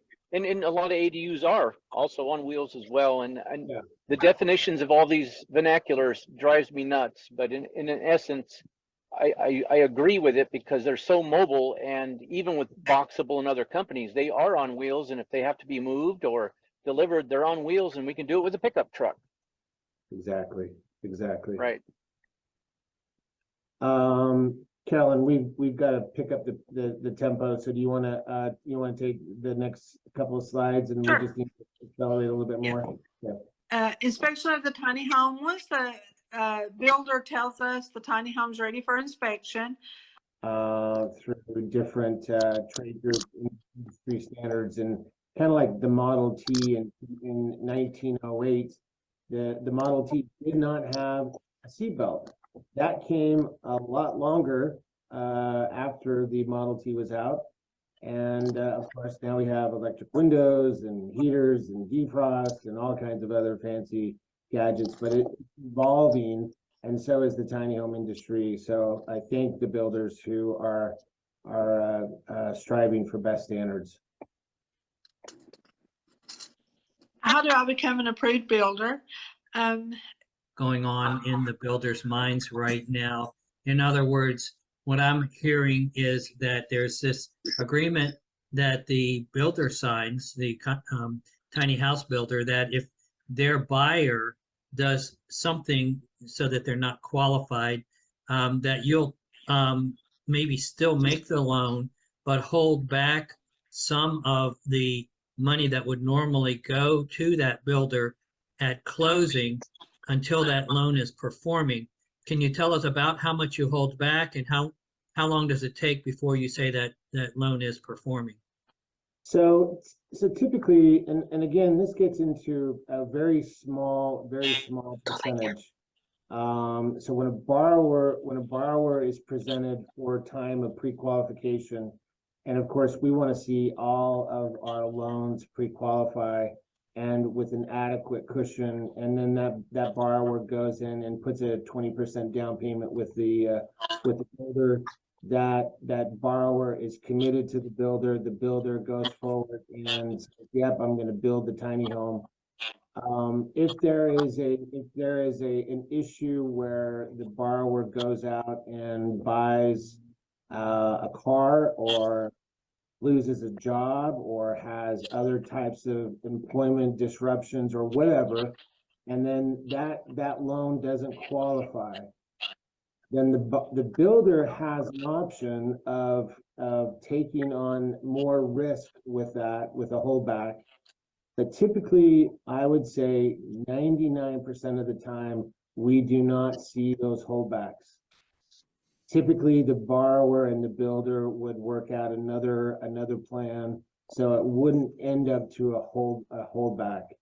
But if the builder feels comfortable with that holdback, and let's just say it's 3%. So, But it's not 3% of the cost of the home, it's 3% of the loan amount. Oh, that's less yet then, because if you got 20% down, it's 3% of 80%. Yeah. So again, at the end of the day, we want to see this as a win-win for the borrower and a win-win for the builder. And so that's the reason why we have these discussions and language. So in case that does happen, and then the builder, the manufacturer should also be aware of how unique they're making the tiny home. The more custom build it is, I mean, if you're adding a chandelier and a jacuzzi and all kinds of hot pink colors, not against hot pink, but I'm just saying if it's less marketable, then it could be a little bit higher risk. So we allow that discussion to take place between the borrower and the builder. I have a question. Well, Yep. Jacob has a question. Can you finance homes that are new but already built and inspected by NOAA? Or does the customer have to be involved from the start of construction? So we absolutely go back to our approved builders. The interest rates, from what I have read from different analysts, are supposed to go down, or they're predicting them to go down later this year or 2024. So the good thing about these loans, even though the rates are a little bit on the high side currently, there is not a prepayment penalty. So they can be refinanced, and we will refinance them if the customer wants us to. We can refinance them into a better rate at the bank because there's not a prepayment penalty. So even though they may not like what the rates are currently, we can, if the rates go down, definitely we want to take care of our customers. While the interest rate may be higher, the purchase price is lower. So when they compare it to like rent savings or something like that, actually the return on their invested capital is generally higher, because they might be outlaying a smaller amount of capital, but they're getting a bigger return versus kind of their opportunity cost of that money. So that's one thing. Yeah, people see the high interest rates, but when you sit back and do the math, you're actually better off because your monthly payment will be lower than typically your rent payment. So just something to think about. Right, makes sense. It's the generation we're looking at now. Most of them aren't having kids. These tiny homes have appreciated in the last 2-3 years. I mean, they are appreciating with inflation. So they are gaining, they are appreciating. We don't anticipate that normally. Typically, RVs, cars, mobile homes, they would be depreciating, but the anomaly that we're running into right now, they're appreciating. That's So, good news. yeah, let me jump in on that, Jeffrey. One of the things about that I think would be a good sales point, especially comparing buying a tiny home to renting. Obviously, if you're renting, you're throwing your money out the window, you're not getting anything for that. But if you're buying a tiny home, number one, you're getting the appreciation of that. That is great. Number two, you can depreciate on your taxes. So it helps you out on your the whole tax idea. Number three, you're paying off that loan. Eventually, you will not have a payment. So there's a lot of benefits to going ahead and even though it may be a little bit higher interest rate, overall it's a lower payment than rent payment, and you're getting all of those other benefits that I just mentioned in that. True. Okay, thank you.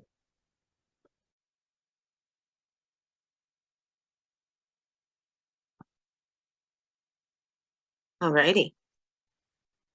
Okay, guys, that wasn't exactly what we had planned, and I have put a link to the entire talk in the chat if you want to get all of it. And then you can, it's an hour long talk, but you can do it on your own leisure at your own time. Leanne, did you have, I had something else that I could do for just a minute. Did you have anything else that you needed to wrap things up? You do what you want to do, and then I'll wrap everything up. All right. I just wanted to share a little bit with you guys. Oh, there is the point in the thing to how to become an approved builder. If you want to take a quick picture of that, I pulled that up while he was talking. And there's also another slide on how to get your clients, what they're looking for your clients. And but it is all in the entire talk that we just did. But then I wanted to spend just a couple of minutes on this, talking a little bit about NOAH, how we started. We were trying to give a house away, guys, and we failed at it. We through the Coalition for the Homeless, we found a single mom with a little, I believe she was a 4 or 5-year-old, and she'd gone through the 2-year program, and they said, yeah, this person's would need a tiny house, would be great for them. So the deal that we made with them was they had to pay $1 a month for 3 years, and then we would give the title over to them, and they had to allow us to show the tiny house for once a month on a Saturday. And neither one of that happened. And we got a call from the park where she had it in, and they said, if you want your home, bring us $1,800 and we'll give it back to you. Because she hadn't paid any rent, she hadn't paid any of the electric bill. And when we got the house, it was in really bad shape. They had thrown bricks through the front door, etc. So point being, we failed when it comes to trying to give a house away. But we still wanted to get into the tiny house arena, and we found out that there wasn't anybody out there that was out there regulating or trying to oversee some of the construction. It was just like the wild, wild west out there. But we wanted to help people fulfill their dream of home ownership. And so we started NOAH. And it started because I had got woken up in about 2 o'clock in the morning with sirens, and the neighbor had got my clothes on and went out. The neighbor's house had gotten on fire, 3 houses down, and the family was sitting out on the bank of the where the house was. And when you're in a fire, you lose everything except what you have on your back, all your pictures, your memories. But this family lost a little bit more. They lost a father and a husband.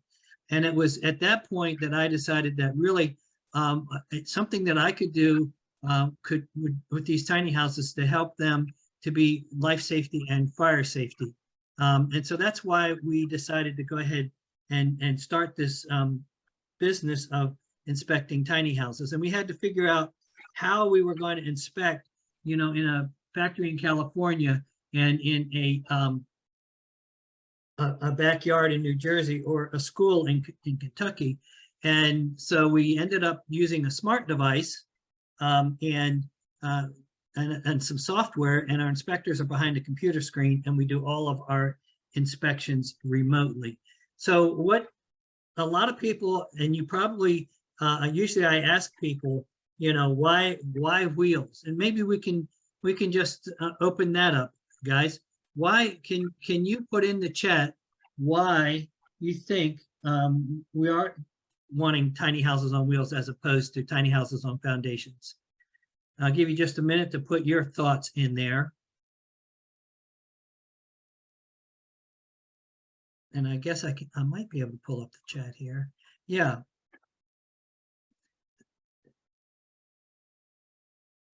And then I'm going to give you my thoughts and ideas. Yep, flexibility, fabulous. So you could sell them, more options.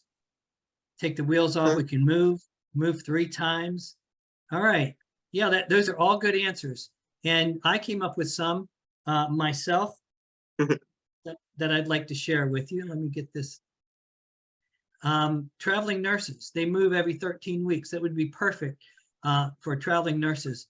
If you work from home and you want to travel around, that would, the portability, like Sharon's saying, you can work from home and do some traveling. You don't have to travel every week or anything, but you can. Melanie says, bad neighbors, just leave.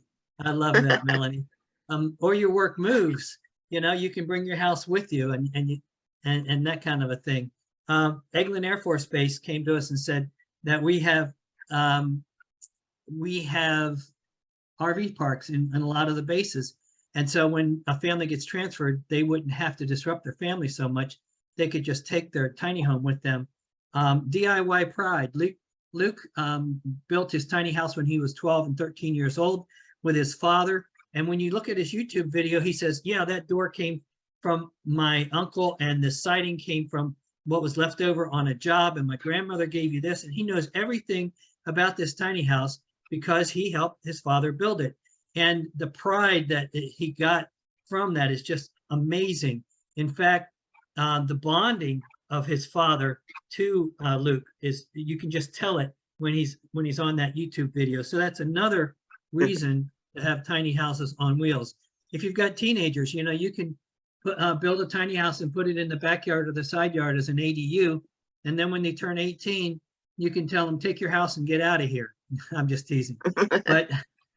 But dorms, you're going to spend money on room and board at a college. What if you had a tiny house that they could that they owned, and then once they were graduated, they could either leave the house there and make some money off of it, they could sell the house and have some cash, or they could bring the house with them and they already have their home with them. So trade schools and high schools, do we need electricians, plumbers, and carpenters? Absolutely, guys. And there's a lot of schools around the country that are now building tiny houses on wheels to teach our students, our young people, a great trade. So that's another great reason. There's a friend of mine that in South Carolina that has some property on one side of the creek. He can put homes on the other side. He couldn't because it's in the flood area, but they let him put tiny houses on wheels in there since they were on wheels, and he could move them in a pinch. So we already talked about this, but tiny house hotels as an investment is another great thing. And I think there's some people on the call that are actually building. We talked about it already. So what's the confusion? What is a tiny home? Well, if you can see my cursor, you have a travel trailer, we have a park model RV, we have a mobile home, or now they're called manufactured homes, or we have a modular home. And the DOT says, no, they're a home. We don't want to have anything to do with them. And if you go to the building department, they say, no, it's on wheels. We don't want to have anything to do with it. Go to the DOT. So that's why everything has been in a gray area so long now. So we came in and we said, look, we've got to have some oversight on these things. If you're in the RV world, the way they do oversight is they take a look at 3 homes. And then if you're a factory, and then they let you build, and they pop in every 90 days or so to see what you're doing. But one of our builders that was with RVIA said, yeah, they gave me 120 seals, and then they came in every 12 to 18 months to check on things. And that's really no way to be building a home, guys, that you want to have life safety and fire safety on them. But with the site-built houses, they are inspected at the various stages of construction, and they receive a certificate of occupancy at the end of them. And now some of the NOAA certified tiny houses are actually getting certificate of occupancy because of the way we do the inspection, more like a site-built home. We've become the authority having jurisdiction in a lot of places, and we are kind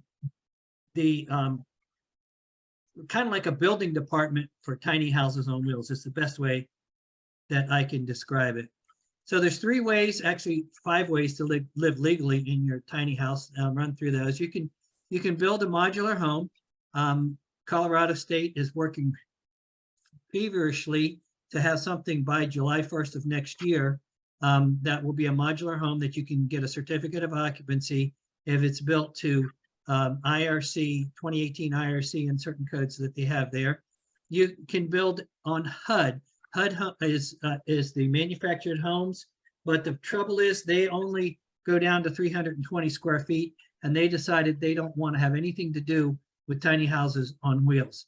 You can have an ordinance to allow you can live full-time in a tiny house, and Brevard County has passed an ordinance that has said that you can live in a tiny house full-time as long as it's built to the park model standard, which is ANSI 119.5. California's done the same thing. Maine's done the same thing. New Jersey, New Mexico. So a lot of places are allowing you to live full-time in your tiny home if it's built to the ANSI 119.5 standard, or the building department can take responsibility. This is called a special exception. Durham, North Carolina had a gal, and she had mold growing in her house. She wanted to put a tiny house in the backyard, and the building department, it was a NOAA certified, looked at all of the video and the photos, and then they went out and looked at the house, and eventually they ended up giving her a certificate of occupancy on that home, and they have the authority, being the local building department has the authority to do that. It's called a special exception, but that was a one-off. And then this is kind of like a loophole, if you will, and we're right now working on a tiny house that we're going to help a deserving family who owns their lot, but they don't have power, they don't have anything. They're actually living in a shed on their lot. But we did the same thing when we built our house. We lived in our tiny home. The county gave us a permit to live in a quote unquote RV. And as long as that building permit was open, we could live in our RV while you build your house. And so that's what we're doing. That's another loophole. For those of you that want to buy a lot and you're not looking to build a subdivision like Scott was talking about, you can take your RV in a lot of places and get a permit to build a home there. You can get your well put in, your septic put in, your power pole, have everything that you need to live in your tiny home. And then as long as you get pass an inspection every 6 months and keep that building permit open, you can live in your tiny home. And we know somebody that lived in their RV for over 6 years that way. So guys, that's about all we have time for. I wanted to leave a little bit of time at the end. But I just wanted to share some of this stuff while we had a little bit of time with you. Let me stop share here of some of the things that are going on in the tiny house industry that we'd like to keep the momentum going, keep the lines of communication open. And if there's anything NOAA can do to help you along the way, we're certainly here to do that. Any questions there? I see. Yeah. Okay. Are you reading the questions? Well, I don't know if I'm reading them all. I'm just going from the bottom up. Yeah, there was just a couple. Eureka is asking if you would share that slideshow you just showed us. Sure, absolutely. Absolutely. Just get his contact information, Leanne, and I'll sure share will. I'm that. gonna give everybody my email. Let's see, hold on 1 minute. Okay, would NOAA, this might be an inspector question, but you probably know the answer, Robin. Would NOAA approve an EPS constructed self-built tiny like the Increda boxes built at Incredible Tiny Homes? You know about EPS? Yeah, probably not as a home. You know, there's certain standards that if you go to our website, NOAAcertified.org, you can click on the NOAA Plus standard that we hold everybody to, and those would not meet those standards that we have. However, we do have a program where we're only looking at NFPA 1192, which is the travel trailer, and we do that for as-built homes that are already built that we can't see in the walls and everything. And we may be able to work with you on that in a different program, either an as-built program or in just a seal that only has the NFPA 1192 on it. It wouldn't be a NOAA Plus standard that it was built to. Yeah, so Ben said North Carolina, that is where Coney Bell is located, tiny home community. I don't know if that's true. What did you say about North Carolina? It was South Carolina, but I said North Carolina, Durham, North Carolina. She was able to get a certificate of occupancy in a tiny house in her backyard as an ADU. And Linda, North Carolina only allows you to live 180 days in tiny house on wheels. Yeah, and there's a lot of places like that. It's called temporary housing. So every 180 days, you hook up to your tiny house and you drive around the block, and then you come back. And I'm serious. That's what people. And I've had attorneys tell me that, that's what you do if you can only live 180 days in your tiny, and you're in an RV park or a place for seasonal or temporary housing like that. Just move to a different lot or hook it up, drive it around, come back a couple of days later, and you're good to go. A good reason to be on wheels. Sarasota County has, I don't know, I can't remember how many days it is, but you have to do the similar thing. So, all right, well, that was a great first day of our grand finale. Does anybody have any final questions, thoughts, comments? Nino, I have your email. I got you. I put my email in the chat. It's leanne@noaacertified.org. Just to let you guys all know, I do the social media for NOAA. So I'm on Instagram and Facebook, posting just all kinds of stuff on a daily basis, sometimes twice a day. But we really appreciate you guys coming in today and being with us. Tomorrow, we're going to start at 11 a.m. And our featured first speaker is Melanie Copeland. And we're excited to hear from her. We had her during our Tiny Talks, and she's going to tell us about her journey, how persistent she had to be with the officials there where she lives, and how she built her home in 7 days with a little help from her friends. So we'll have that. I think you have the agenda. So following that, we're also going to have Maria Delgado, who is the assistant professor at Colorado State University. She's building a tiny home with 30 students, and they're all excited because we're going to have a couple students come on. She's going to talk about fundraising efforts and how the students kind of raise money on their own. So that's going to be a really good one. And just got confirmation, heard back from our band. We're going to have Arbor Season play after Jay Schaefer. Jay Schaefer is who you guys are making me laugh with all your comments.